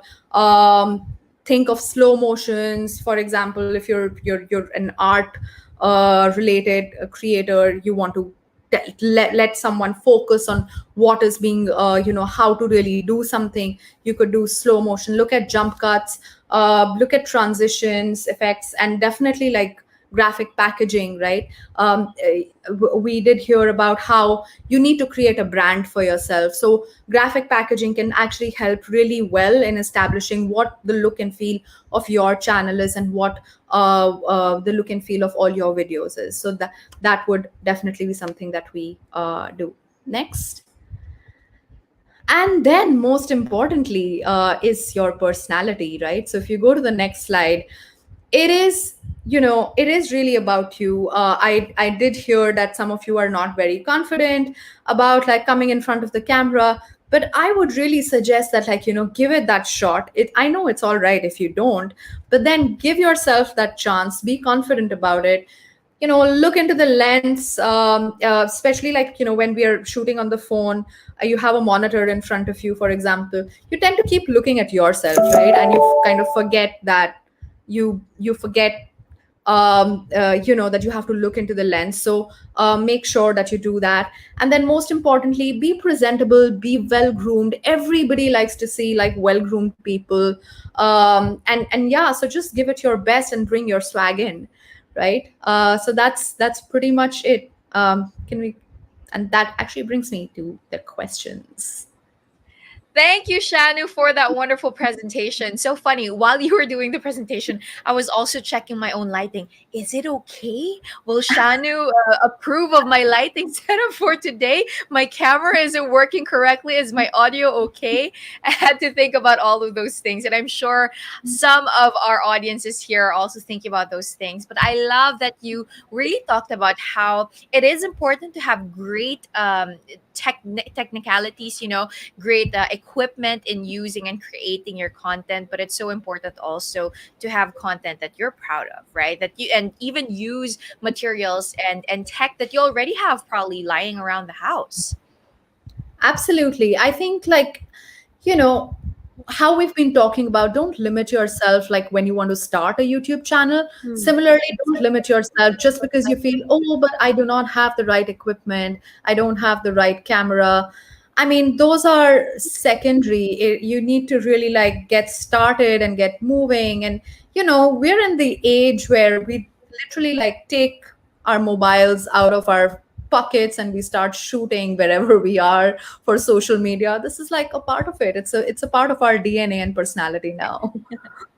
That's right. So you guys, hopefully that really inspired you to create your own YouTube content already with whatever technology you already have lying around the house or in your pockets, like this one from JJ Quirino. Well, JJ asks Shanu, he says, "Hi Shanu, I don't really know how to edit.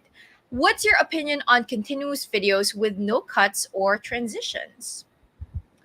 Well, I mean, I would call you a one-take wonder if you can manage to do that. That's true. Good on you, JJ.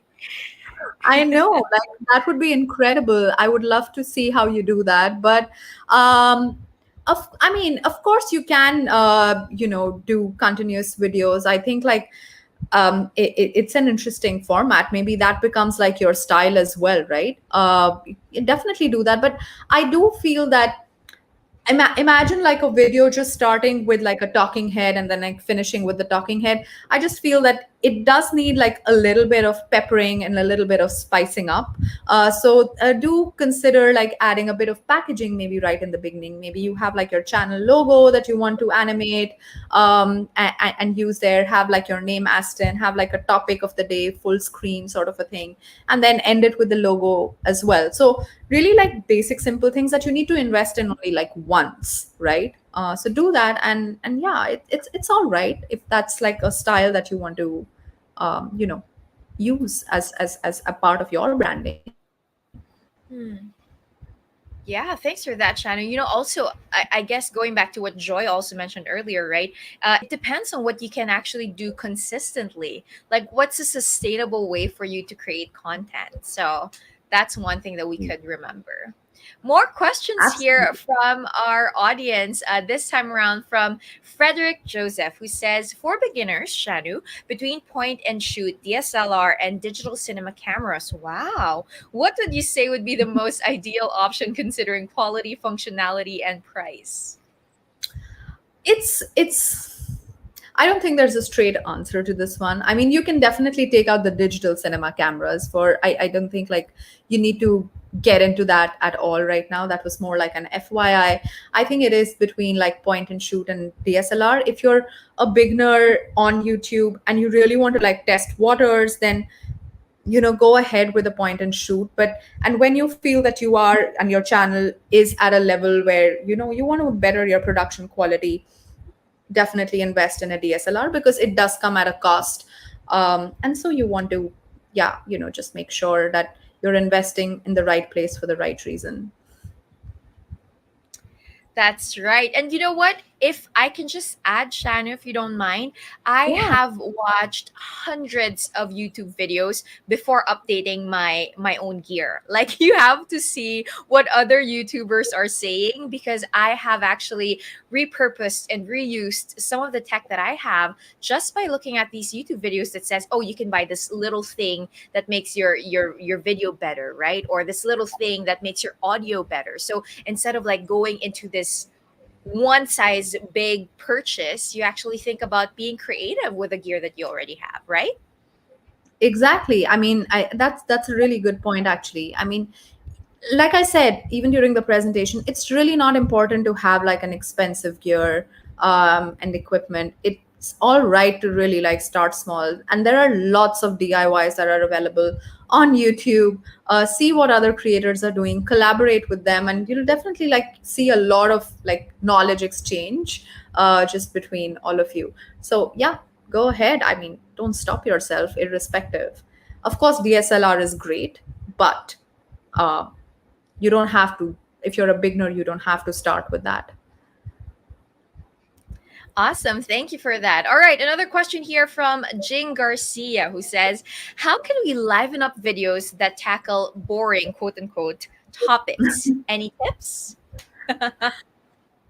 Oh, well, yeah, I'm thinking of like my math lessons when you said boring, to be very honest. I mean, yeah, you know where I come from now. Yeah, okay. So I think there are like a couple of ways, right? There's no one right answer to this one, but think of again, like, are there any graphic packaging? How are you trying to show that boring topic? Can you use graphics, full frame, split screens, any other ways in which you can do that? Can you make that boring topic more engaging, like with maybe it's illustrations, right? I don't know whether it could be like a history topic as well, which could be boring. And then you could use illustrations to do that. There are lots of these whiteboard animations that are available. Again, like not very expensive. You could very easily do that. And if you are coming in front of the camera, like I said, you need to really like bring the confidence out and your personality out. Just make sure that you are the queen in your case of your own video. So make sure you can interact. Can you add like questions and quizzes and like make sure people are there for, leave them with a hook, leave them with a suspense. Say I'm going to come back like with the answer next week. Like these are like some ways in which you could just engage your audience as well.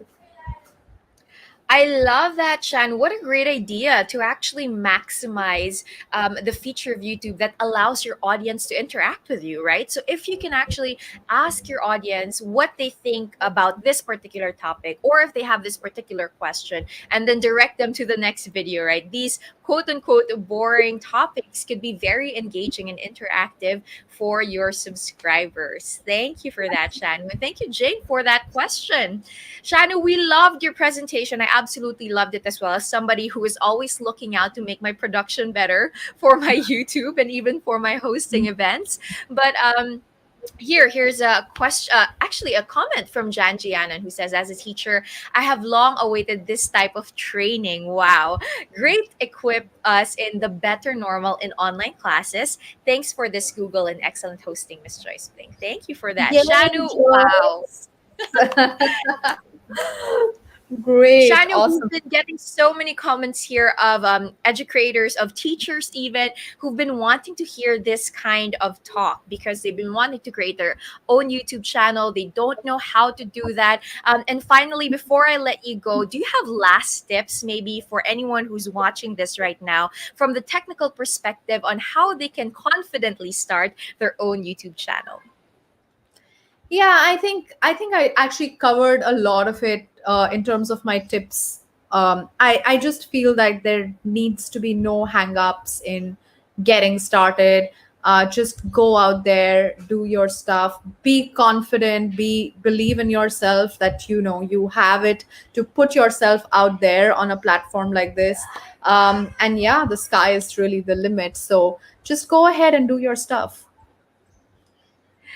Awesome. Thank you once again to Shanu Vij for that wonderful presentation. We learned so much from you, and thanks for joining us here this afternoon. Bye, Shanu. Thank you, Joyce. Bye-bye, everyone. You know what? Shanu is so right. Start before you're ready, you guys.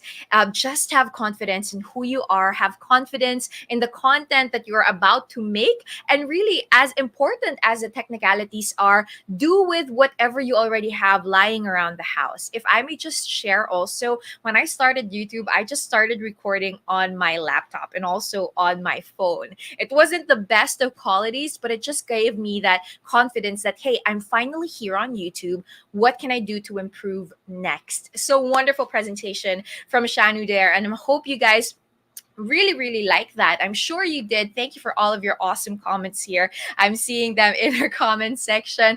And guys, you know what? The drill is still here. Before we proceed to the next presenter, as we mentioned earlier, we'd love to hear from you guys. Please share your feedback with us about the recent presentation so we can keep on improving.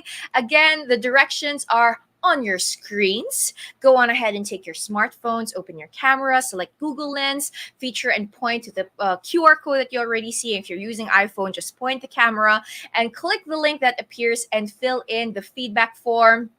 We're going to give you a couple of seconds to get your smartphones and scan that QR code. Please do let us know what you think about our presentations. And of course, encourage us. If you have any encouragements or comments for all of our speakers here today, we'd love to hear those. I love all your comments here.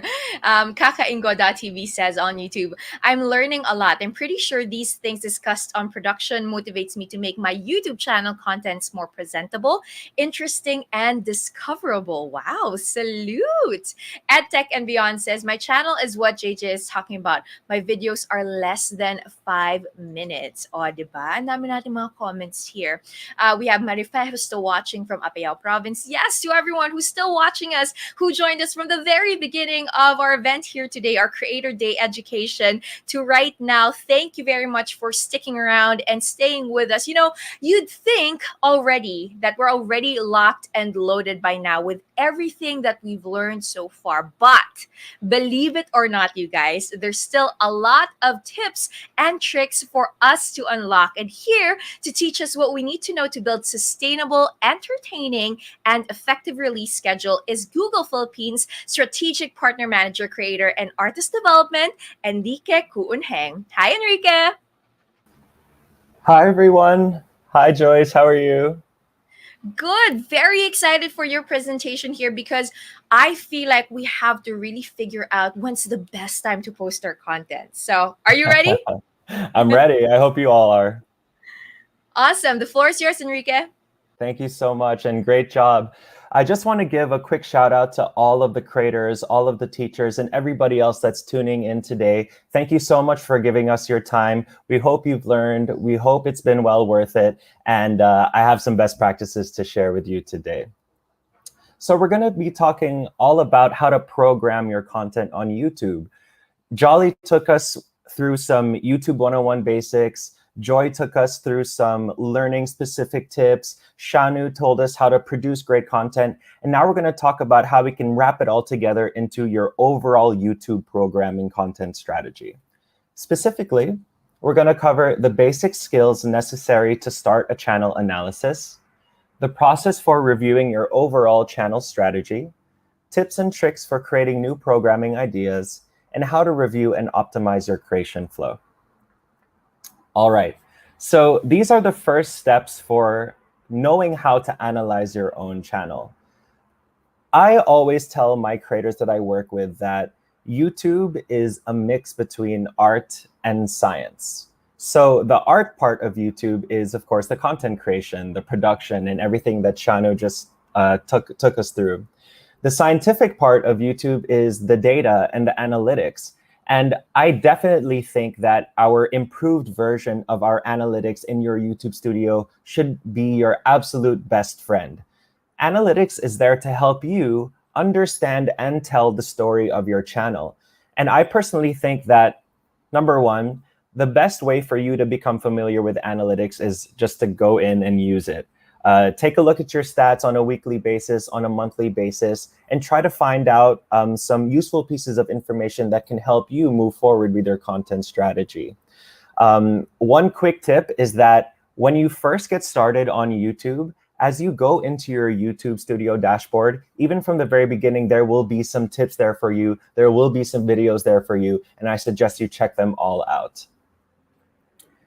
After you've begun to familiarize yourself with analytics and you've been uploading some videos here and there, it's now time to identify which are your most important formats. And so I think that this is a very important initial step when a content creator goes from just random creation to a more dedicated strategy. You start to group your videos into different series or playlists, and you start to really understand what's the bread and butter of your channel. So when you're trying to look at your disparate videos and you're trying to figure out what can become your most important series, some ways that you can identify those formats are to look at the overall style, tone, format, or purpose of the series. You can look at who are the intended audiences, the longevity of the topic, and also the cost and budget required to produce that piece of content.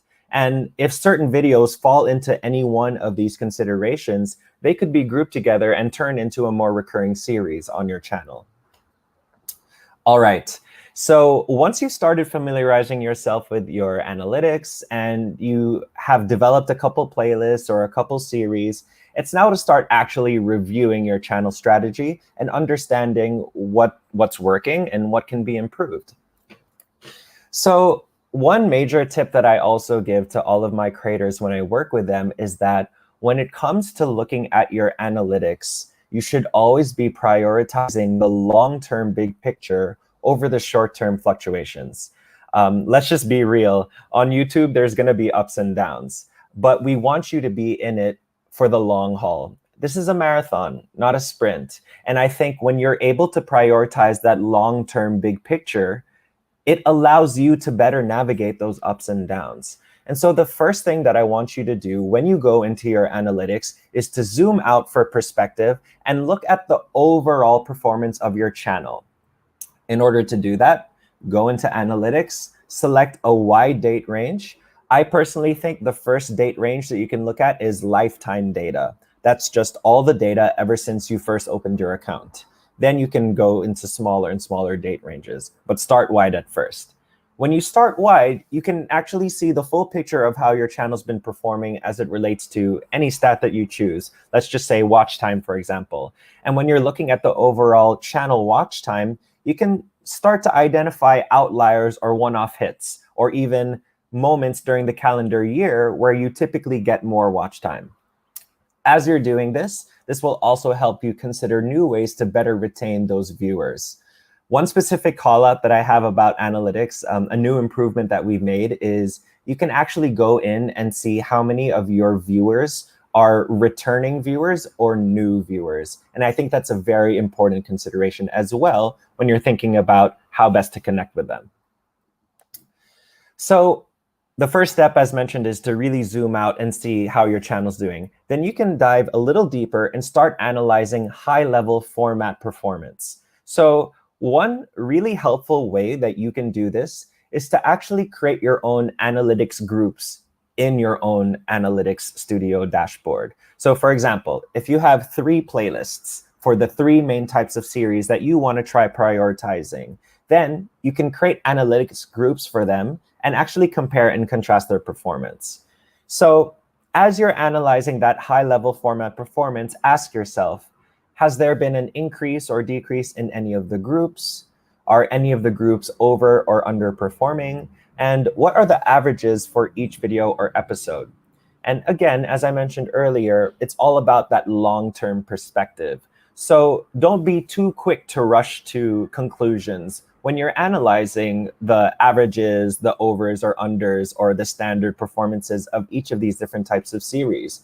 You want to give yourself time for the series to either succeed and grow or potentially fail. And that is just a part of being a YouTube creator. So monitor things over the first month, 3 months, 6 months, year, and use all of that information. So after you've analyzed the high-level format performance, then you can drill down to each individual video or individual episode to get that micro perspective on which videos really did the best. So within both high and low performing formats, it's important to look for patterns in certain topics, certain thumbnails and titles, and the length and retention. So I want to dig a little bit deeper into thumbnail and title and length and retention. When it comes to analyzing the success of your viewership on YouTube, oftentimes what you want to look at is not just how many views you got, but you want to look at how many thumbnail impressions were shown, what was the click-through rate of those impressions, how many views you got, what was the average view duration of your viewership, and then at the end, how much watch time did you get as a whole? And all of those things are interrelated. You know, when you understand how many thumbnail impressions you had, which was the total number of times a thumbnail was shown to viewers, that's like the first layer to YouTube viewership. That's the first thing that has to happen. Somebody has to see the thumbnail.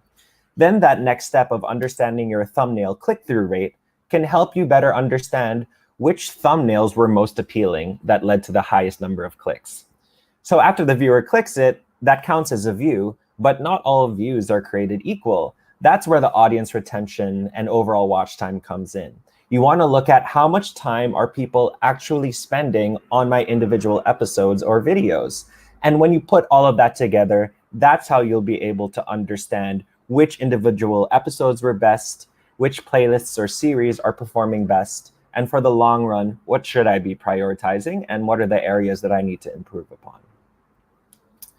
Okay, so as you're looking at all of that information, you'll start to really get a better understanding of who exactly your audience is.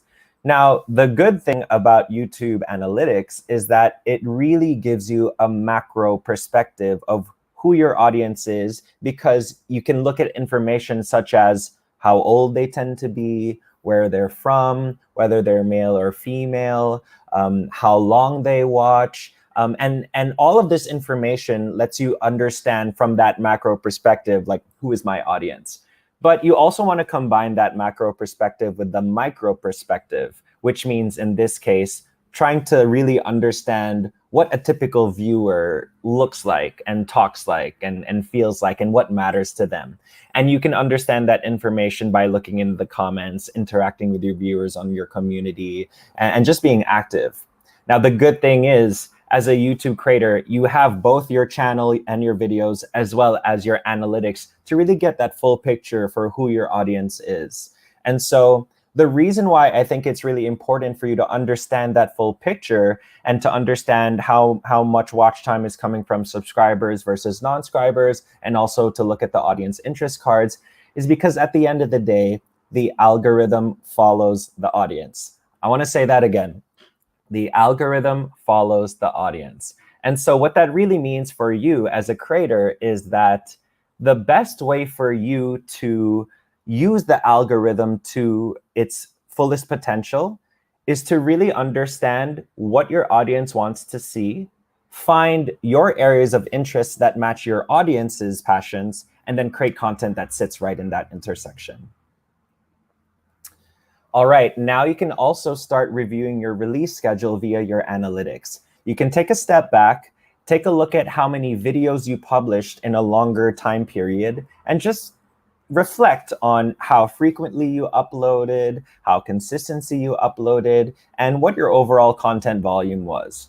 Now, I fully understand that depending on what type of creator you are, you know, a consistent and active week for you could be 6 or 7 videos. Whereas for other creators like teachers or educators that may take a bit more time to create the video, you know, consistency could mean once a week or one every other week. We'll dive a bit deeper into upload schedules later, but I just want to reassure you all that I don't want you to feel pressure to always upload as much as you can. I think quality over quantity is the most important thing. All right, so Jolly did a great job earlier of taking us through the Hub Help Hero framework.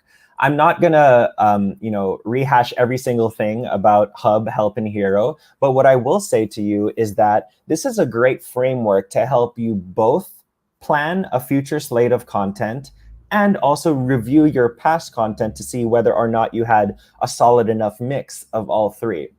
So my suggestion to you all, before we dive into each of these 3 examples, is that your hero videos are going to be your biggest tentpole moments of the year, that the videos that would fall into this hero content would likely be the most time-consuming, most resource-intensive, and hopefully the most successful videos in a given year. So you definitely want to plan ahead for it. The help content is probably the type of content that is the quickest and easiest to make, and you want to think about them as complementary pieces to Hub and Hero. Now, lastly, your Hub content is going to be that bread and butter of your channel, the series that people really know and love you for, and this would end up likely being what you spend the majority of your time working on.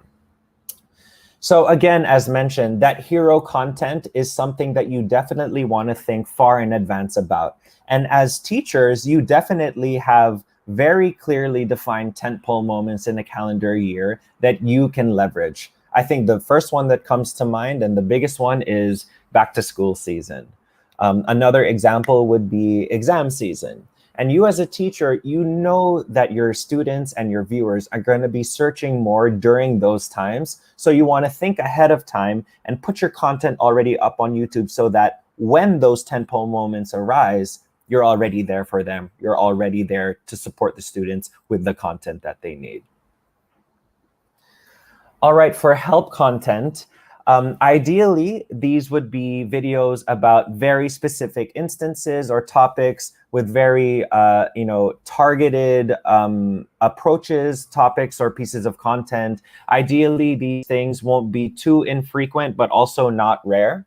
And the good thing about help content is they often convert casual viewers into more supportive subscribers or fans. So one example of help content could be a simple Q&A that you do on a monthly basis. Now, this Q&A that you do on a monthly basis probably doesn't have to take so much planning and execution, because all you would really have to do is collect comments all throughout the month that you think you'd want to answer in a video format, and then just take one weekend to sit down in front of the camera and shoot a quick Q&A. These are the types of easy to create videos that drive viewers to your channel and also give you a chance to supplement your overall content, as I mentioned earlier. Then lastly, Hub content is really what's going to appeal to your core audience. It's what's going to keep them coming back for more. And again, it should be the bread and butter of your channel that you spend the most amount of time on. Hub content tends to be common, familiar, and ideally, your Hub content should be created with repeatable formats in mind. repeatable formats are helpful so that you can be as efficient as possible. And I know that's really important for teachers who are juggling the needs of students, parents, classes, grading, and then your YouTube channel on top of all of that. Okay, so let's now talk about building your programming. So in the last few sections, we talked about how to utilize analytics. We talked about the different sort of slates of content that you can use to plan your content. And now it's all about putting those two pieces of information together. And the first thing that you need to do as a creator, as you're building out your programming slate, is to first set goals. And as was mentioned earlier, you don't have to have the loftiest, biggest picture goals. But what I would tell you to do is to have both short-term and long-term goals. And 3 easy themes under which you can set goals are: number 1, revenue; number 2, subscriber growth; and number 3, reach. Now, what I would tell you about setting goals both for short-term and long-term is that you want to be realistic with your scope of work and with your schedule. So don't set goals that are not achievable, but of course you want to stretch yourself and make sure that you accomplish everything that you think you can. Also think about a niche.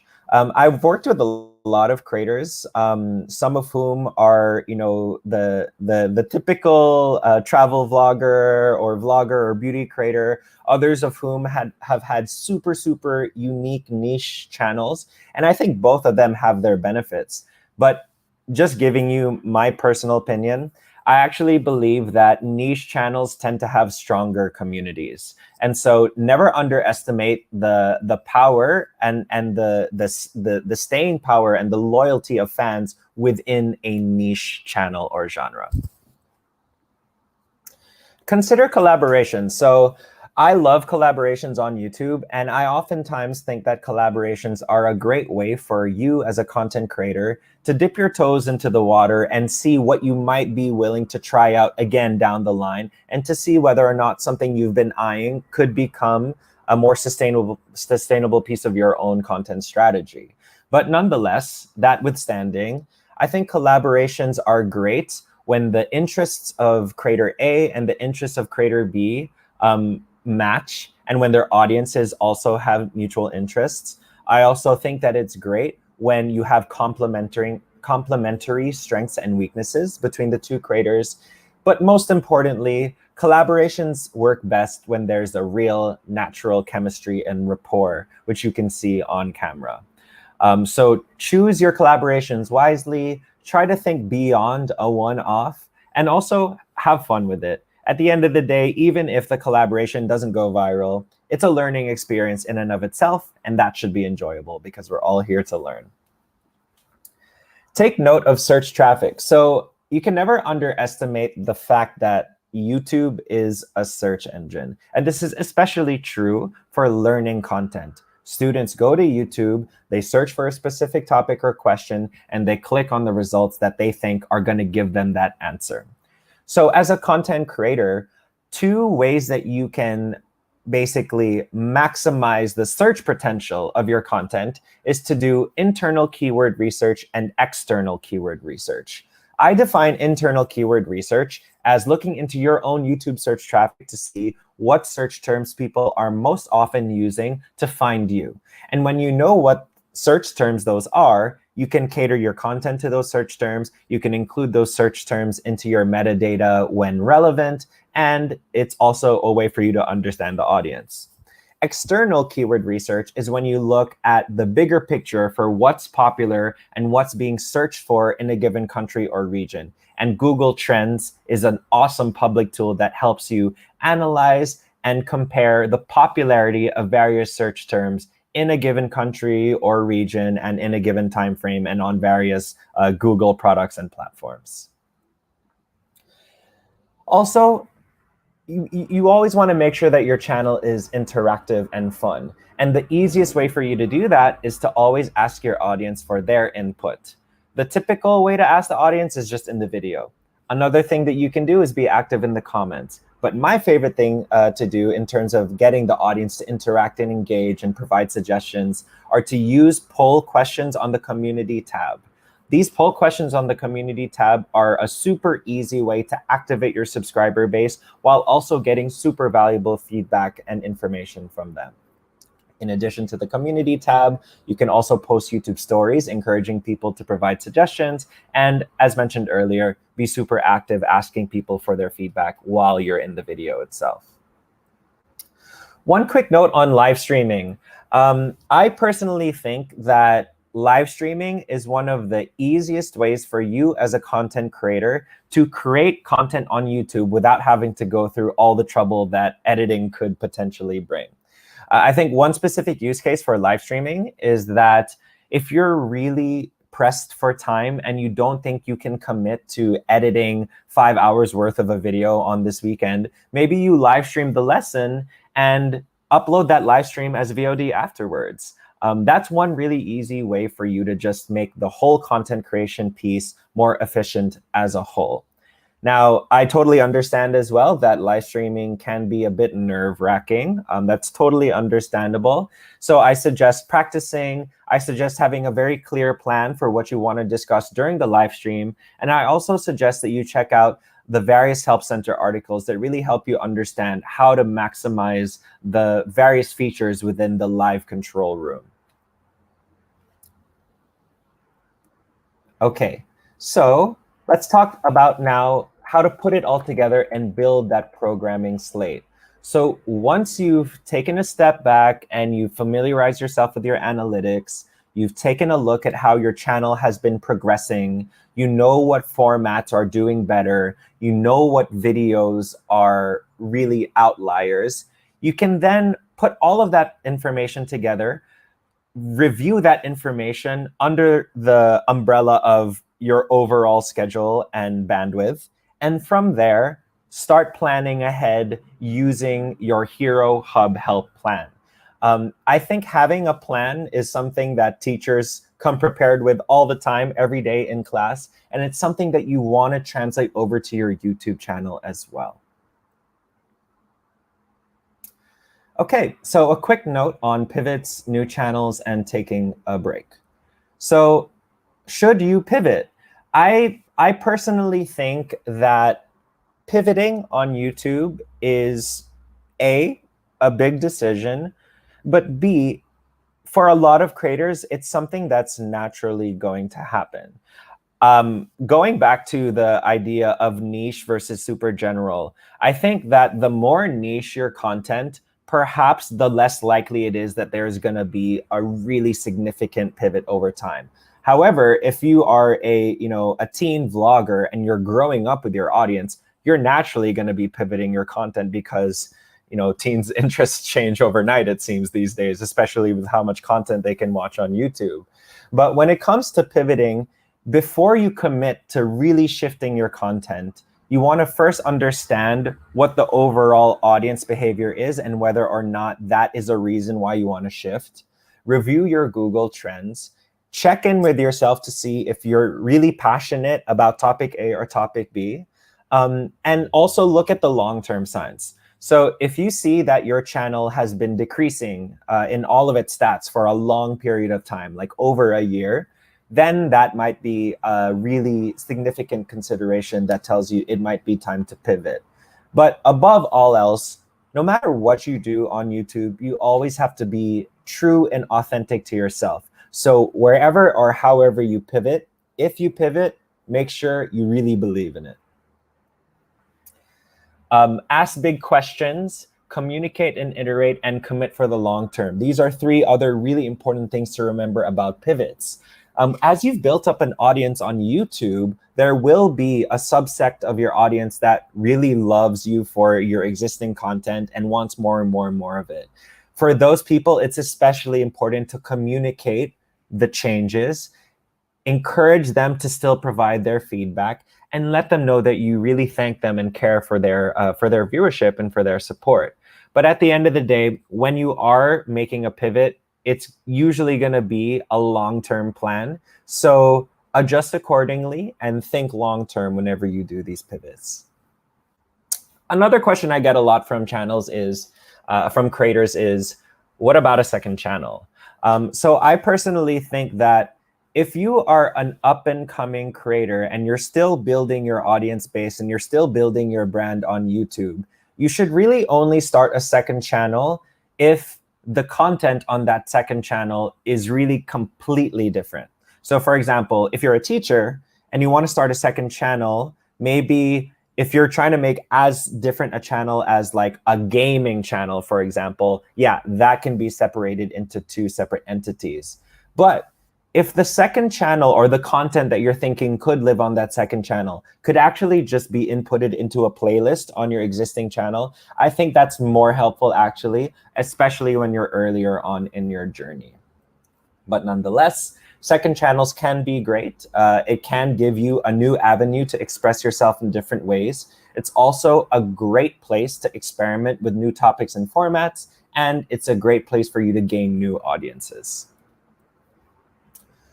All right, so taking a break is extremely important. I know too many YouTube creators who have burnt out, and unfortunately, it's something that I think could be avoided.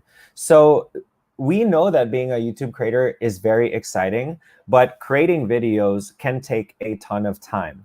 So my number one tip for you all is to go about your YouTube content creation as if it's a real job where you have boundaries, where you have, your daily hours where you're committed to work, but you also want to give yourself that rest. The rest is incredibly important.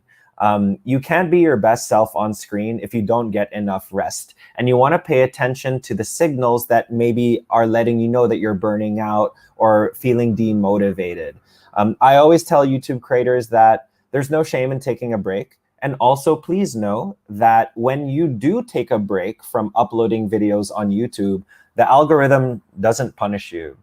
There's no data that has proven to us that if you take a break, you are more or less likely to reach the same amount of viewership when you come back. The algorithm just doesn't pay attention to it.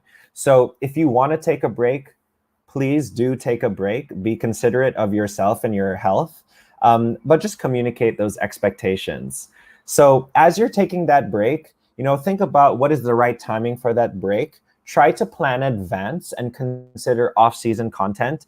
And one important tip I have for taking a break also is if you can pre-schedule uploads before taking the break, then you personally can take a break, but your channel will still remain live and upload content. One other thing you can do also is to just be active on the community tab when you're taking that break, so that your channel at least is still being engaged with. And lastly, as mentioned earlier, always communicate your break to the audience. Okay, so now let's just give you some tips on how to review your overall workflow. Again, time management is super important, and you want to devote time specifically to conceptualization and development. If you need extra help in these types of brainstorming sessions, ask for it. But be realistic and keep a record of all of your ideas so you can revert back to them in the future. Now, as a creator, there's going to be a ton of stuff that you do during pre-production, production, and post-production. So pre-production is everything you do during the planning stage. So review your needs in bulk, have schedules and shot lists. And when you are doing pre-production, don't think only about what you need for the next video. Think about what you need for the next few months. During production, use all of the tips that Shanu talked us through earlier. The rule of thirds, good lighting, emphasizing audio, all of these production basics are what will bring your content to life on YouTube. Post-production is everything that you do after shooting. Most notably editing. Oftentimes when YouTube creators grow their channel to a point where they build a team around them, they start delegating tasks, and one of the first tasks they delegate is editing. But there are other creators who also love the editing process and are not willing to give that up because they feel like they need their personal style to shine through all of their content no matter what. But you as a creator, as you go through your journey, you'll start figuring out between pre-production, production, and post-production what you enjoy doing the most, what you don't enjoy doing, what you're naturally good at, and what you might need help doing. So again, YouTube is a journey. It's a marathon. It's a learning experience. And hopefully each of these aspects of content creation will be learning experiences for you. So after you've created your content, it's all about promotion as well. I highly suggest cross-promoting your content on other social media, promoting your content via stories and community posts, and premiering extra special videos. Now that you've reviewed your overall workflow and you know how you're going to promote the videos, it's about preparing to just launch. So some tips that we have are to make sure that you pay close attention to these final touches. Upload early if possible. Don't overstress the when, but be consistent. And make sure that all of those YouTube fundamentals and basic product features have been enabled. So one last quick thing on titles and thumbnails. As Jolly mentioned earlier, never clickbait. Titles and thumbnails work together to make people want to click, but above all else, make them catchy, but make them accurate. One other tip I have for you is try to have specific designs for the thumbnails within a specific playlist. That's also one way to build up the branding of your content. For titles, be accurate, focus on specifics, keep it short, and try to make them engage the audience. But of course, above all else, be accurate. All right, so for some final thoughts, we want to review what we've gone over today. We discussed the basic skills necessary to start a channel analysis. We discussed the processes for reviewing your overall channel strategy. We went over tips and tricks for creating new programming ideas, and we talked about how to review your overall creation workflow. If you need any other pieces of advice, or if you have other questions, of course, we have the YouTube Creators channel, the Creator Insider channel, the YouTube Creator Academy, the YouTube Help Center, and we also have Team Leica and Numberbender later today. Thank you so much. Thank you, Enrique, for that great presentation. My goodness, I forgot to tell our audience to take out their notepads and start taking notes. That was a lot of great information that I really hope everyone took down notes for. And thank you for really emphasizing how we could maximize the tools that YouTube already has to help us content creators. I mean, I think, it could be overwhelming at the very beginning, but to know that the platform that you're in already has ready available tools that you could use to help you grow your channel and be consistent with your channel is really, really good. And I loved what you said. If you need to take a break, do take a break. YouTube is here for you to actually enjoy creating content, right? And your audience is there to enjoy that content. If you're not enjoying that process of creation, we don't think that your audience will either. So keep that in mind. Great presentation, Enrique. We have so many questions in our comment section here. We'll try to get in some of those questions, like this one from Janice Clinton Uy, who says, Enrique, is there a best time and day to upload content? Is there such a thing? So what I would tell you there is the best day to upload content is whatever fits your personal schedule, to be honest. That's the first consideration. But in addition to your personal schedule, to more directly answer the question, there isn't a specific best day. However, we do see that depending on what genre you're talking about, sometimes viewership can spike on the weekends when people aren't in school. But no matter what genre or no matter what your personal schedule is, when you've uploaded a number of videos, you can actually go into your YouTube studio and you can look into the audience tab and look at the when your viewers are on YouTube analytics report. That's a specific report that literally tells you for all of the days of the week and for all of the hours of the day, when is your audience most active on YouTube. And so that would also be a consideration for you when deciding what's the best day and time to upload. Awesome. Thanks for that, Enrique.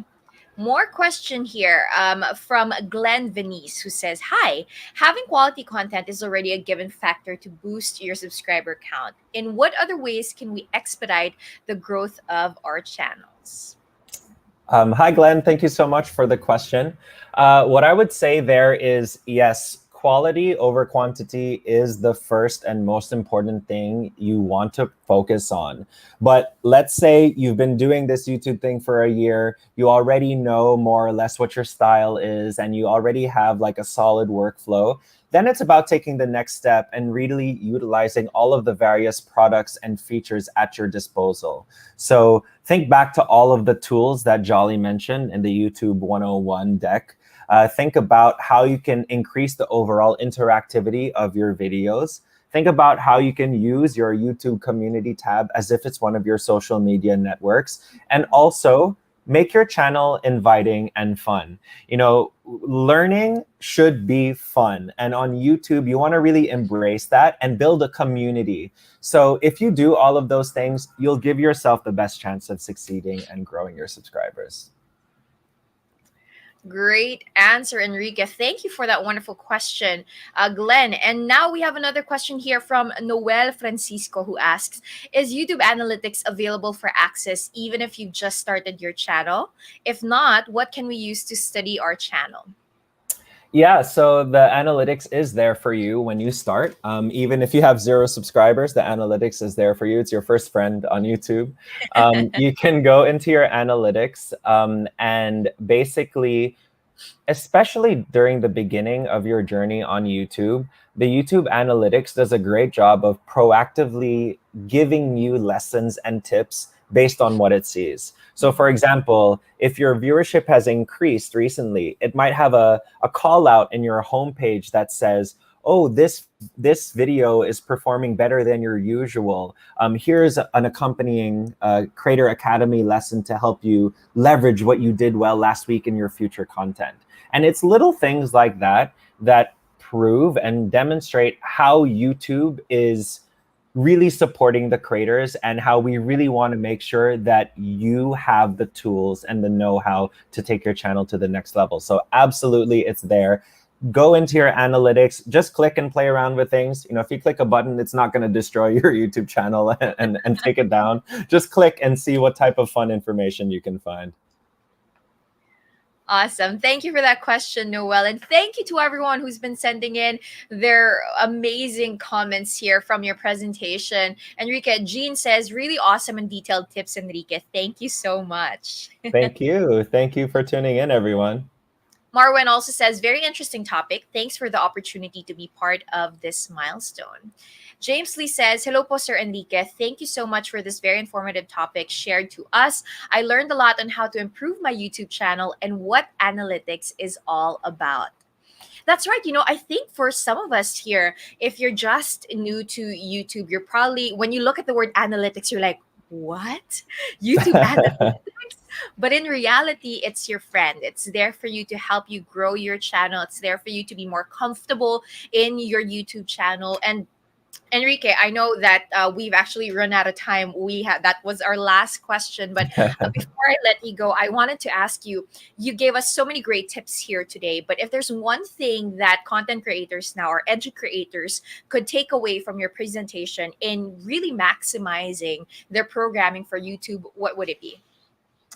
I honestly think the most important thing that you should do is treat everything related to your YouTube channel as a learning experience. How you go about creating your content, how you upload your content, how you edit your content, how you engage your subscribers, what you do when you watch other videos and other content creators out there. All of these different things are opportunities for you to learn and improve over time.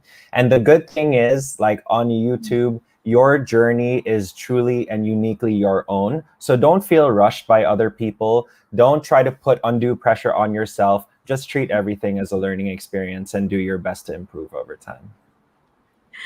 Thanks for that, Enrique. I love it. Be observant, right? Be observant, be curious. Those are two very simple things that I think we can all try to become. And don't be afraid. It's a great platform. It's something that you guys could learn along the way, especially with those amazing tips from Enrique Cuunheng. Maraming salamat, Enrique. Thank you. Bye. Bye, Enrique. Wow. My goodness, I have been learning so much here today, guys. Anong masasabi nyo? Sabi ni Ria, important information overload. Pero important information nga naman. Tama si Ria dito. I hope you guys took down some notes and enjoyed that presentation. I hope that you were really inspired even to start creating your own YouTube channel and also start looking at analytics and how it can help you in your educator journey. Now, before we proceed again to the next part of our program, I would like to ask you guys again for your opinion. Before we proceed to the next presenter, please share your feedback with us about the recent presentation so we can keep on improving. Again, you know the drill, guys. It's in the screen.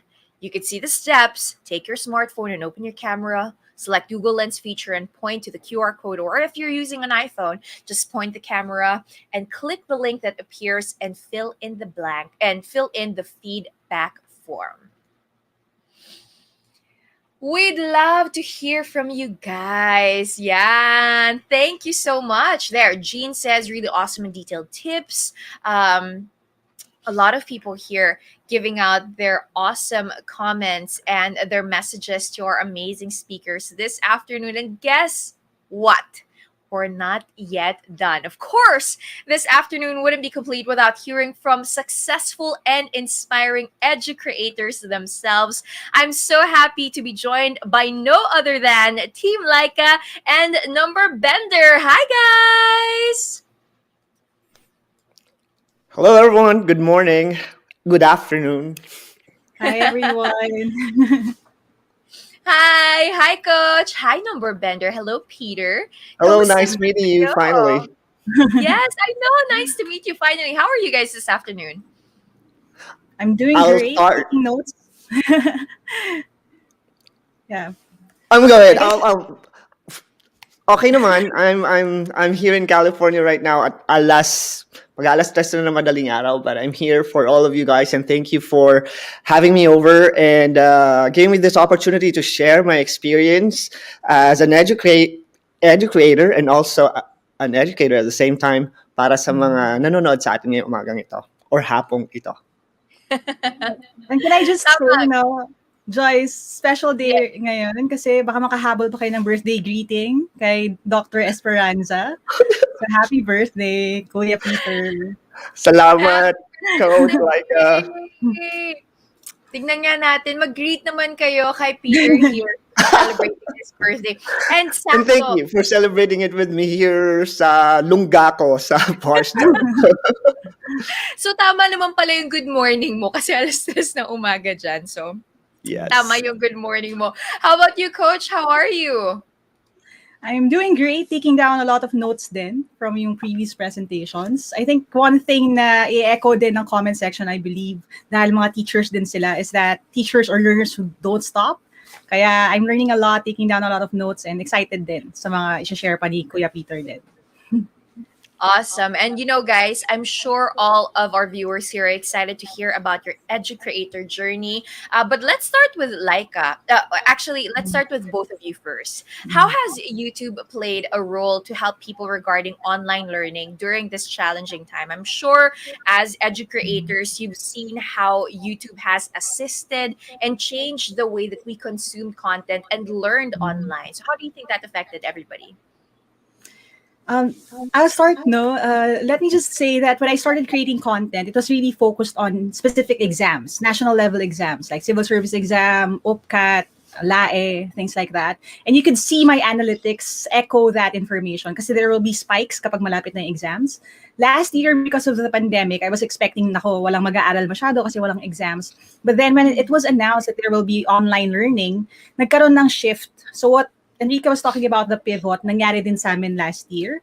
Kasi because everything was going to be online, we started creating content focused on that. Online safety, na series. We talked about kung paano rin magturo na rin, how to teach teachers, how to equip parents to teach their kids. Kasi nga, again, nagbago lahat because of online learning and because of modular learning, because now parents are forced to tutor their kids. So nag-iba yung voice, nag-iba yung analytics. Even my viewers right now, may mga malaking share na ng 18 to 24 years old, which dati hindi naman ganon. So changing demographics, changing times, but again, it's the perfect tool, I feel, to teach all of the people we can reach online. Awesome. Peter? And to piggyback on Coach Laika's experience sa pag-upload nung paano siya nag-start, I started naman creating math content for my high school students here in Barstow, California. And then I decided to create a Filipino version of all the lessons I'm doing here in California, hoping and praying na may mga Filipino students who would choose a Tagalog-speaking math tutor, and that was in 2013. And then fast forward to the pandemic, 2020, exactly a year ago.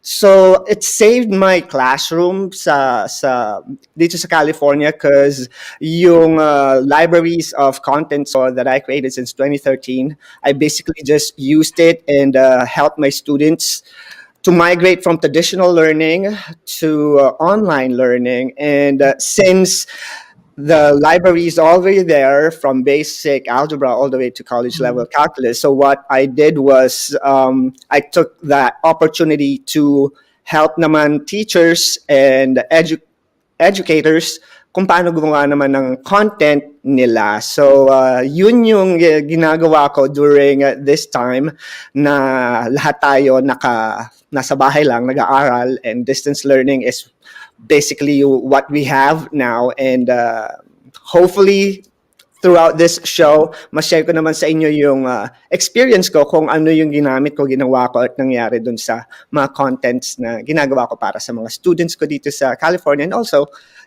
yung experience ko sa pag-share dyan sa Philippines ng mga contents ko and mga ginagawa ko. Amazing. The power of technology, right? How we are able to really maximize everything that we already have. Like you guys creating content from different parts of the world and actually reaching a certain specific audience that needs that kind of content. And can I just say, Doc, ang dami nang bumabati sa'yo sa comment section natin. So hindi na nakalimutan. They're saying happy birthday, Doc. At maraming salamat daw sa videos nyo parehas because you guys really have been helping a lot of people and inspiring them as well. Well, I want to learn, of course, about your stories, as we mentioned earlier. And Doc will get to you in just a short while. But for now, with Coach naman muna tayo. Coach Laika, we've been hearing all of our speakers here today talk about the importance of purpose, di ba? Kung gusto mo maging educator, hindi importante masyado sa umpisa, di ba? Kung di ganun kaganda yung equipment mo, kung gagamitin mo lang yung phone mo, ganyan. Pero ang importante, meron kang purpose on why you're creating this YouTube channel. What do you think is the importance of having a purpose when it comes to being an educator? You know, Joyce, paulit-ulit kong sasabihin, if hindi ka grounded sa purpose mo, madali na masway by the viewer count, by the subscriber count. Like, as much as we want to set realistic goals, and tama si Enrique, you have to really have goals like that. But we have to understand that when it comes to educational content, specifically, mahirap mag-trend. Like, I don't think it ever happened in the 6 years that I've been creating YouTube content na may nag-trend ako na video kasi educational siya eh. So people have to look for the content in order to find it. And when we look at the metrics that people measure success when it comes to content creation, lagi siya nakafocus sa views, sa subscribers, sa revenue. And tayo as educators, we really have to go back to yung purpose natin, which is to teach people. So I always paint this picture, no? Kayo po kasi, no, everyone watching, I know you already are teachers and educators. All you're doing by putting your content up online is tearing down the walls of your classroom to make sure that yung mga kids na nakikisilip sa bintana, alam niyo yun, yung mga hindi masyadong sinwerte, sabihin na natin, ng resources, or even, and again, we have to acknowledge this fact, no? Different teachers have different styles of teaching. So it is possible that their current teacher doesn't maybe match yung kanilang needs. But in you putting up your content, you can teach all of these kids. So you really have to think of one learner in mind. Like I always say that, and I keep saying that, and tama yung sinabi din ni Enrique kanina, may mga ebbs and flows ang YouTube content creation. May mga announcements, may mga good and bad seasons. And you can see it in my analytics, as in, pag walang exam, sad-sad yung views. But if we remember that we are doing this to teach kahit at least one person, then it will motivate us to keep creating even if the numbers aren't there. Kasi baba talaga siya sa beginning nung ako. No, I'm happy nga ngayon that because there's a need for online content. I know, and I've seen some of your channels then, that you're picking up speed really faster than Dr. E and I did when we were first starting. But it won't last for long. So you really have to think about your purpose, which is to teach one person outside of your classroom. If you're solid sa ganyan, sulit na lahat ng pagod sa editing, sulit na lahat ng pagod sa paggawa ng questions at PowerPoint. So you have to really go back to your purpose.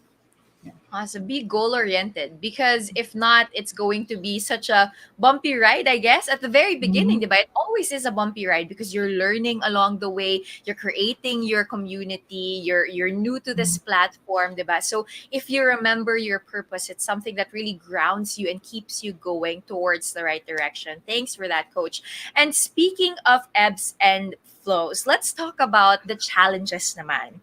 What do you think are the common challenges of learning creators, especially amid the pandemic, and how can they overcome them? I think the first challenge na nakikita ko rin, kasi we already have a small group of YouTube educators then. We keep each other on track din. One of the main challenges is that malaki na masyado yung demand sa time ninyo. Tama ba? Marinig na lang natin sa comments na mag-agree sila. Kasi mabigat na yung teaching load nila eh. To even think of creating a video pa, tapos i-edit ko pa siya, i-upload ko pa siya, gawin ko pa yung meta, thumbnail and everything. Mabigat talagang demand sa time.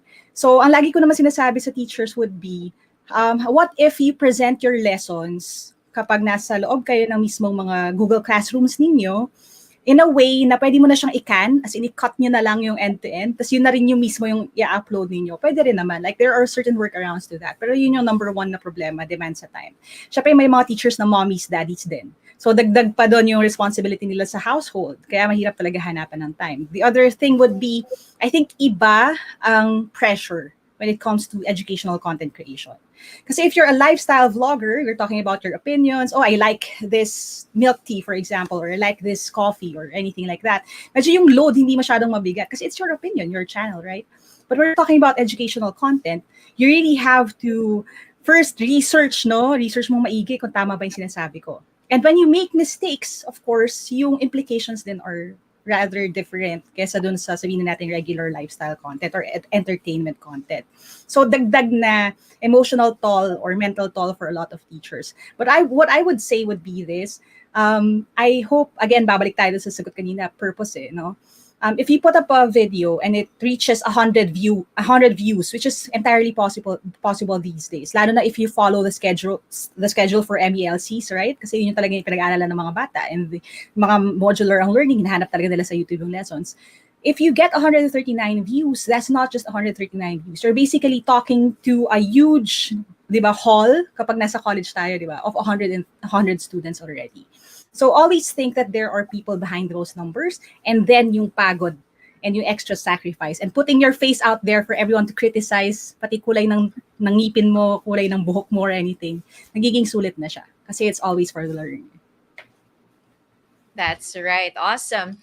Thanks for that, Coach. Okay, another question here. How big of a role does support play among edu creators? Gano nga ba ka-importante yan, Coach? You know, it's quite lonely nung nagsisimula ako. I won't lie. I remember in 2018 kasi YouTube sent me to India for YouTube EduCon there. I was the only Filipina. Tapos nasa hall ako of maybe, I think it was 300 to 500 Indian educational content creators with a lot of other regional creators din sa Southeast Asia. And nakatingin ako sa kanila at iniisip ko, sana may ganito sa Pilipinas. Sana marami rin gumagawa ng content sa iba-ibang dialects and languages kasi ganun sila sa India eh. Ang dami talagang educational content creators. At the time, 2018, hindi pa masyadong marami. And at the time din, hindi pa kami magkakilala masyado ni Dr. Ino, ni Kuya Peter. But what I'd say would be this, the fact na naging friends kami, we hit it off. Honestly, nakita lang kami one time, di ba, Kuya Peter? And then after that, we became fast friends. Hanggang ngayon, we are really close friends. When we feel frustrated or disappointed, nung nagkaroon ng problema sa pandemic, we were each other's support system. That is very valuable. Now, pagdating din dun sa mismong technical stuff, we try our best to support you then. Like, I actually have a playlist on YouTube right now. It's called Learn to Teach. Everything na I learned the hard way dun sa 6 years, like how to create a full video lesson using just one Android phone or one iPhone, or how to make PowerPoint presentations na may animation para sa mga bata or kindergarten learners, ano yung equipment na ginagamit, paano mo mahahack kung isang ilaw lang ang meron ka. All of these things, we try to be a resource din sa inyo sa paggawa ninyo ng educational content. Kasi I think united din tayo sa purpose which is we want learners to have access to quality information, quality education online, and we have to have it for free for them. And because united tayo sa purpose, nagtutulungan tayo. Ang maganda rin dito is we always say that kami ni Dr. Peter, no, it's always collaboration and not competition. So we can help each other up. We can help each other, introduce each other's channels as well. I've been doing this project for the past 3 months now. We already did a collaboration ni Dr. E, yung Paano Gumaling sa Calculus. Last week, I released Paano Gumaling sa Science with Doc Reyna Reyes, who is, as you all know, a Filipino scientist. Meron din kasi siyang YouTube channel, kaka-start niya lang din. And we are planning to do even more collaborations like that, just to introduce your channels to the learners who need them the most. So, importante siya for your mental health, for your actual content. Importante siya for affirmation na, am I on the right track? Like, ano ba yung tama o mali kong ginagawa? And I think together, we can really fulfill that purpose. Thanks for that, Coach. You know, I love what you said because I feel like collaboration really is the mother of innovation, right? If we don't learn how to collaborate with other people who are like-minded, who have the same purpose as us, we might just get stuck. And the fact that support is so important, community is so important when you become an edu creator. And actually, you'd be surprised that all of our edu creators are really willing to give out their own tips, diba, to help you out in creating your own content. And one of the conversations that Coach and I would often have is she really wants more edu creators to be on YouTube para talagang madami pa tayong matulungan to really maximize this platform that we already have. And I like what you did with the playlist, the Learn to Teach playlist, which is a really great idea, especially sa mga budding educators natin na nanonood ngayon, sa ating pong mga guro. Kung gusto nyo pong malaman kung paano gawin yan, pwede nyo panoorin yung mga videos ni Coach Laika. She has amazing content there. And of course, we'll continue on our conversation with her in just a short while. But in the meantime, I want to move now to Doc E, who is here with us also today. And I think, you know, of course, the pandemic has forced everyone to discover the wonders of technology if they haven't already. But I'm interested to know what it is that you've discovered as an edu creator, even after being immersed in a different approach to teaching. And let's talk about a little bit about streaming. What are the best practices that you can share about live streaming, Doc E, and when to or not to do a live streaming? Hello everyone. Yes, live streaming. Sabi nga nila, this pandemic has taught us a lot of things. And in my case, nung nag-umpisa yung pandemic, may nabasa akong quote. It says there that this pandemic is something that you have to take advantage for, and something that you don't want to put into waste. And then it clicked me, live streaming. Kasi at that time, gusto kong i-share sa mga teachers natin kung paano kami gumagawa ng content ni Coach Laika, which we've been doing since 2013. So to reach out to more educators and to reach out to more people who are interested to putting their content, especially educational content, to prepare yung mga bata sa online learning. Nag-live streaming ako, nag-start ako noon, and ang isa sa mga natutunan ko at mga tips na i-share ko sa inyo is practice. So unlike content creation, pwede kang mag-edit, pwede mo siyang stop, pwede kang magkamali, pwede mong ayusin yung lighting, pwede mong lagyan ng mga konting text animation yung video mo at mag-stitch ka ng mga content mo, may power ka doon sa editing. Pero sa live streaming, live siya, so wala tayong editing, so kailangan talaga ng practice. So hanggang ngayon, so nag-live stream na kami ni Coach Laika since summer of last year. Nagpa-practice pa rin ako every time bago ako pumasok sa live stream. At what nice about live streaming is kapag nag-live stream ka, yung content mo na yun, masisave na siya sa YouTube, and yun na yung content na makikita rin ng mga students mo. So meron tayong mga team live at meron din tayong mga team replay doon sa mga live stream natin na nakakatulong. Because one, you can interact with your audience. Makapag-interact ako sa mga students kapag nagbibigay ako ng math lessons ko sa live. Makapag-interact din ako sa mga teachers pag nagbibigay ako ng workshop live. And at the same time, nakikita ng mga subscribers or nakatutok doon sa content ko na pwede lang panoorin yung live na na-miss nila. So, yun yung beauty and advantages ng pagbibigay ng live streaming. And dahil sa live streaming na to, I presented this little workshop sa World Education Summit and basically shared with them kung ano yung mga benefits at kung ano yung mga magagandang naiidulot ng live streaming sa education, taking advantage of the power of technology and of course YouTube as a platform in creating our lives and sharing our contents to the world. Awesome. Thanks for that, Doc-E. Just goes to show how dedicated our edu creators are in actually creating content that will help their followers, their subscribers, because they have to practice for these things. You have to do your research, you have to practice, right? And that really just goes to show the heart that you have to really create content. And I appreciate you guys for that. Now, Doc-E, you know that a lot of things has changed, right? But I know that we also have a lot of teachers who are watching right now. And how can they effectively use YouTube as part of their distance learning strategy? Apart from live streaming, apart from the things that we have already discussed here today, from your own experiences, ano nga ba yung mga makakatulong sa kanila? May dalawa tayong teachers ng distance learning. Creators at curators. So sa mga curators, pwede kayong mag-skim at maghanap ng mga existing content na pwede nyo gamitin sa mga classroom ninyo. And this is effective kasi hindi naman tayo lahat komportable agad-agad sa harap ng camera and mag-create ng content at lessons natin online. So it's best na you know or napanood nyo yung mga videos na gagamitin nyo. Andyan yung mga contents nila Coach Laika, nandyan yung mga contents ng mga edu creators natin na dumadami and parami pa ng parami. And hopefully, mas marami tayong encourage ngayong program natin ngayong araw na ito. At yung mga creators naman na kung ngayon still on the fence pa rin kayo kung paano nyo uumpisahan yung mga content ninyo, think of your purpose. Sabi nga ni Coach Laika, we are educators, we're teachers, and ngayon medyo limited ang ating mga resources and limited yung ating pagbibigay ng teaching skills natin sa mga students natin. So lagi kong pinapayo sa mga teachers is to start with video announcement.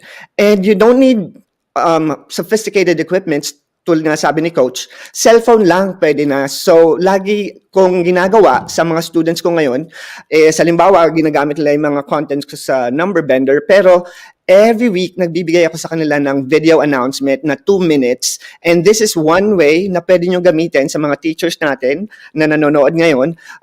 Every week magbigay kayo ng video announcement. You can use your cellphone, i-record nyo siya. So ang kagandahan nito, instant at madali. So halimbawa ito ang inyong cellphone, i-hit nyo lang yung record button and then mag-good morning kayo, mag-hello kayo sa mga student ninyo. This will help your class or online classes to be more personable and you can create more engaging lesson or classroom atmosphere kasi nagbibigay kayo sa kanila ng weekly na papanoorin nila na kahit yung videos na pinapanood nyo sa kanila is video ni Coach Laika or video ko, still, yung presence nyo nafe-feel pa rin ng mga students dyan sa camera na ginagamit nyo sa cellphone ninyo. So, yan lang yung quick tip na pwede kong i-share sa inyo sa mga teachers na nanonood na you don't need sophisticated equipment. Kailangan nyo lang is yung purpose at yung passion nyo as educators and also to make sure na napaparamdam nyo pa rin sa ating mga estudyante yung puso ninyo.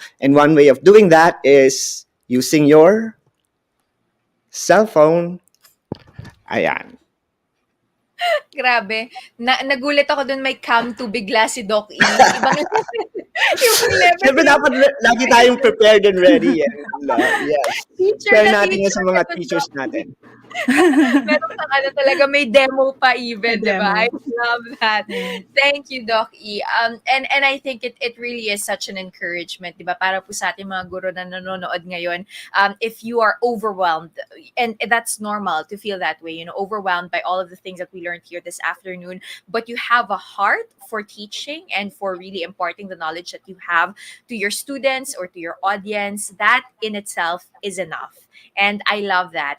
Coming from edu-creators like Doc E here and Coach Laika, that's really so encouraging.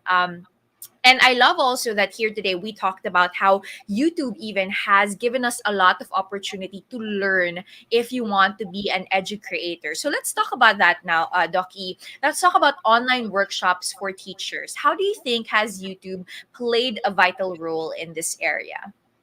Huge.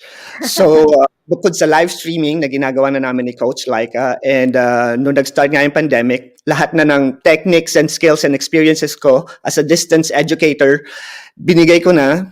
And thanks to YouTube, isa sa mga platform na ginagamit ko, at ito yung nagbigay sa akin ng opportunity to share sa mga teachers natin yung mga workshops. So I give out a weekly workshops kung anong equipment yung gagamitin nila, paano sila gagawa ng lesson plans, paano nila gagawing engaging yung mga classes nila, paano sila mag-manage ng classroom nila online. So, yun yung mga sinishare ko sa mga workshops ko, and syempre, it's not gonna be possible kasi nga naka-lockdown tayo, hindi ako makauwi sa Philippines, but thank goodness meron technology dahil kahit 3:00 ng madaling araw ngayon na nandito ako sa California, 15-hour time difference, I'm still able to share yung aking experience as a teacher, online teacher, na maibahagi sa mga teachers natin yung kaalaman ko as edu-creator, at mag-collab kay Coach Laika na lagi kami nag-collab together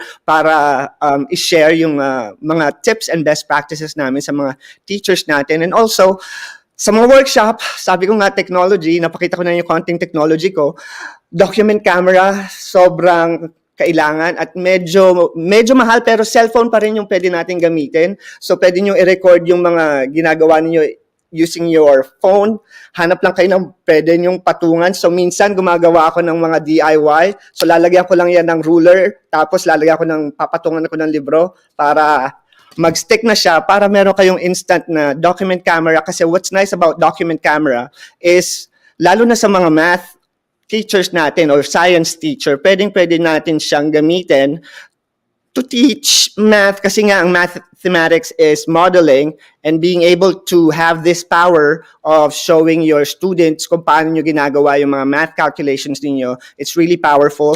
At hindi nyo kailangan ng document camera or bumili ng document camera, cellphone lang, pwede nyo nang gamitin yan. So hopefully, nakapagbigay uli ako ng pangalawang workshop sa inyo ngayong umagang ito. Kailangan din ata ako mag-attend ng workshop ni Doc E, Coach. Paano ba to? Napaparaise ako ng hand kasi ang cute ni Kuya Peter, sabi niya, hindi nyo kailangan ng gamit, tapos pinapakita niya sa atin kung gaano kaganda yung gamit niya. No, ini-emulate ko lang yung pwede nyo gamitin at cellphone. But yes, you're right. It's true, right? Kasi si Kuya Peter, the first videos he made, pareho kami, whiteboard marker, nasa papel. I think our first collab, which we did sa YouTube pop-up space a few years back, di ba sa channel mo, Kuya? Nagsulat lang kami sa paper. So as in, anything that you have, you can use. Let me just add, Joyce, dun sa about seminars and YouTube resources. Minention na ni Enrique kanina, tsaka I think si Jolly din, merong YouTube Creator Academy. You can access that off of your Creator Studio. Promise, it'll help you take your child to the next level. When I first started out, hindi ako nakikialam sa thumbnails, sa tags. Hindi ko alam yon. Like, I saw my algorithm. I didn't know kung ano yung nagmamatter na stats doon or anything. Pero after I got into yung YouTube Next Up, kasi isa kami yung first batch, na-introduce after a few months, I think yung YouTube Creator Academy, sobrang helpful ng resources nun. Kahit sa pag-choose ninyo ng titles, ng thumbnails, again, magagamit ninyo yung resource. And so, kung gusto niyo matuto, go and check that out. Makikita niyo naman siya, YouTube Creator Academy. Yeah. And also, teachers tayo, so gamitin natin yung pagiging resourceful natin, pagiging creative natin, because we're all problem solvers, so kayang-kaya natin yan. Yeah. Just know your purpose, and it will help.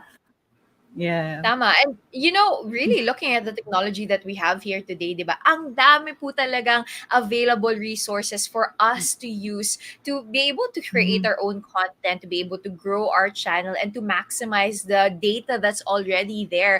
As what Doc E said here, you're teachers. So alam mo na already how to gather data, 'di ba? Alam mo na how to do your research and how to apply that in the work that you're doing to be able to create better, to actually be able to improve in what you're doing. I love that. Thanks, guys.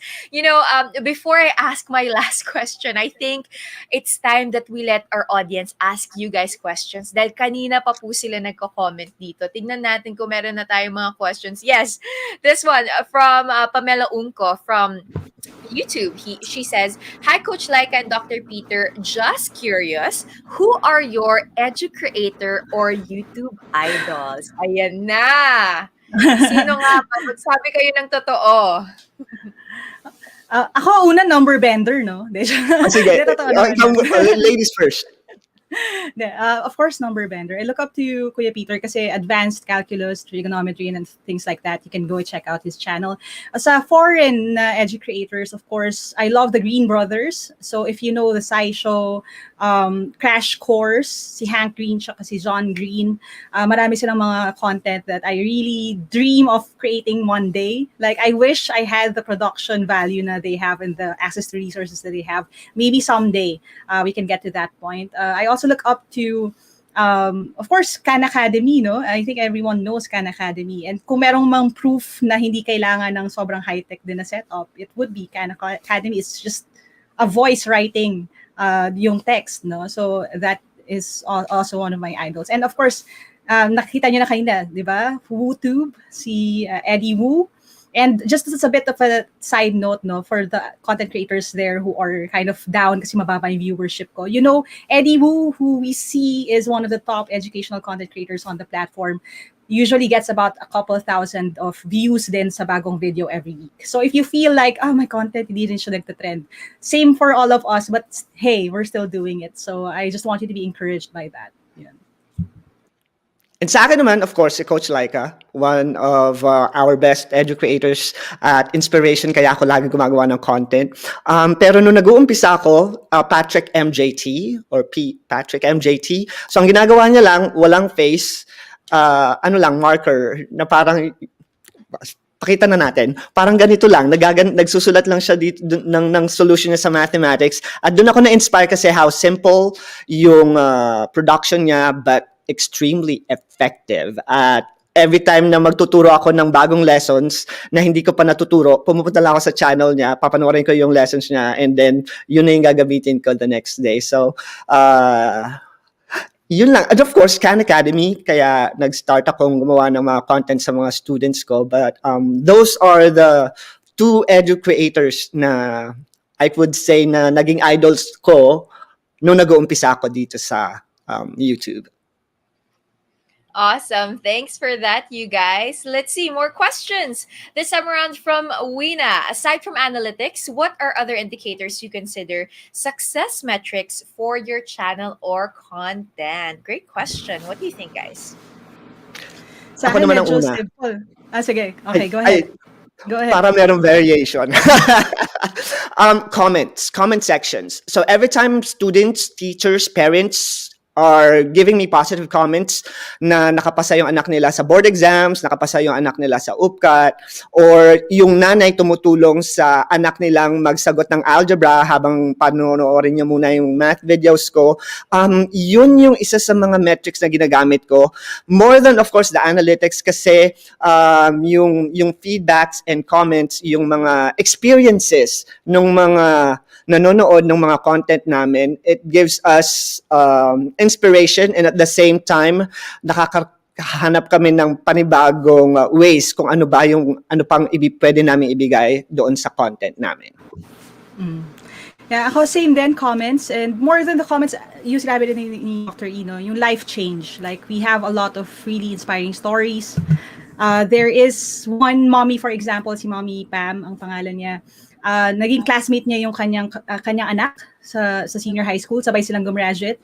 nag-aaral siya using the videos. And then when she got into a state university for yung college degree niya, binalitaan niya rin ako na magka-college na ako, libre, coach, nakapasa ako. So these stories that we encounter on day-to-day basis really inspire me. Meron din kaming Get Hard series. So yung mga nagkakatrabaho, lalo na sa gitna ng pandemya, those are the things that keep me going. And more than that, kung gusto natin ang medyo mas quantifiable na results, one of the things I do is I do pre-testing and post-testing. So pag nagre-release ako ng mga free quick quizzes or questions out there sa wild, sa online, nakikita natin na after seeing a video lesson or going through the program, we see up to 30 to 40% na increase ng scores sa learners. So if you're looking at that, talagang hindi ka pwedeng hindi ma-inspire. So more than the views, it's those. Awesome.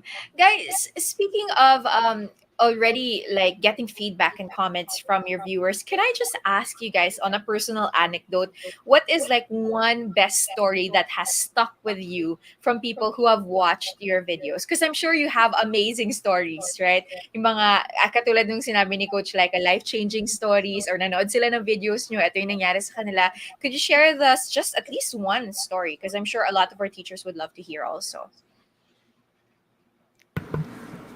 Sino una? Sige, ako na lang, kuya. Ang hirap mamili ng isa lang eh. I guess the common theme of yung dati allergic po ako sa math or sobrang takot ako sa math pero ngayon top 1 na ako or 90 na ako sa score ko. Landon yun eh. Pero siguro yung one of the most recent na I would share would be this. There is, we have a learner who is 62 years old. Tapos sabi niya sa akin, Coach, kasi hindi ako nakapag-aral nung bata ako kasi maaga ako nagpamilya and everything, no? Tapos nanonood daw siya ng videos ko to help tutor yung kanyang apo. And binalitaan lang ako just last week sa social media na parang, Coach, nag-iisip ako baka bumalik ako sa pag-aaral. Kasi pwede pa pala, kasi natututo ako eh. So again, these are the stories that really inspire us. In my case, I think yung isang nag-comment sa akin na mommy na wala siyang pambayad ng tutors kasi medyo mahal and then in the middle of the pandemic. So ang ginagawa niya is siya yung nag-aaral at yung mga videos ko yung ginagamit niya and then yun yung nagiging bonding moments nila ng daughter niya habang nagtuturuan sila ng algebra and linear equations. So yun yung sa akin extremely powerful dahil hindi ko akala na pwede maging bonding moments ang math sa family sa Philippines during the pandemic. And these are some of the things na we did not expect, but it's happening. And it's all because of yung purpose natin as educators to educate, to help each other out and also to inspire other students or people or teachers through our contents. So yun siya. Awesome. Great stories, you guys. Sorry, I know it was hard to pick one story lang, but we had to ask. I wanted to know also personally. Okay, another question here from our audience, from Paula Pleno, who says, "Hi, Coach Like and Dr. Peter. What inspired you to be an edu creator?" Oh, di ba? For me, it's my students. I started my YouTube channel because of my students. I wanted to give more. I wanted to make sure na yung time nila sa classroom ko ma-extend sa bahay nila.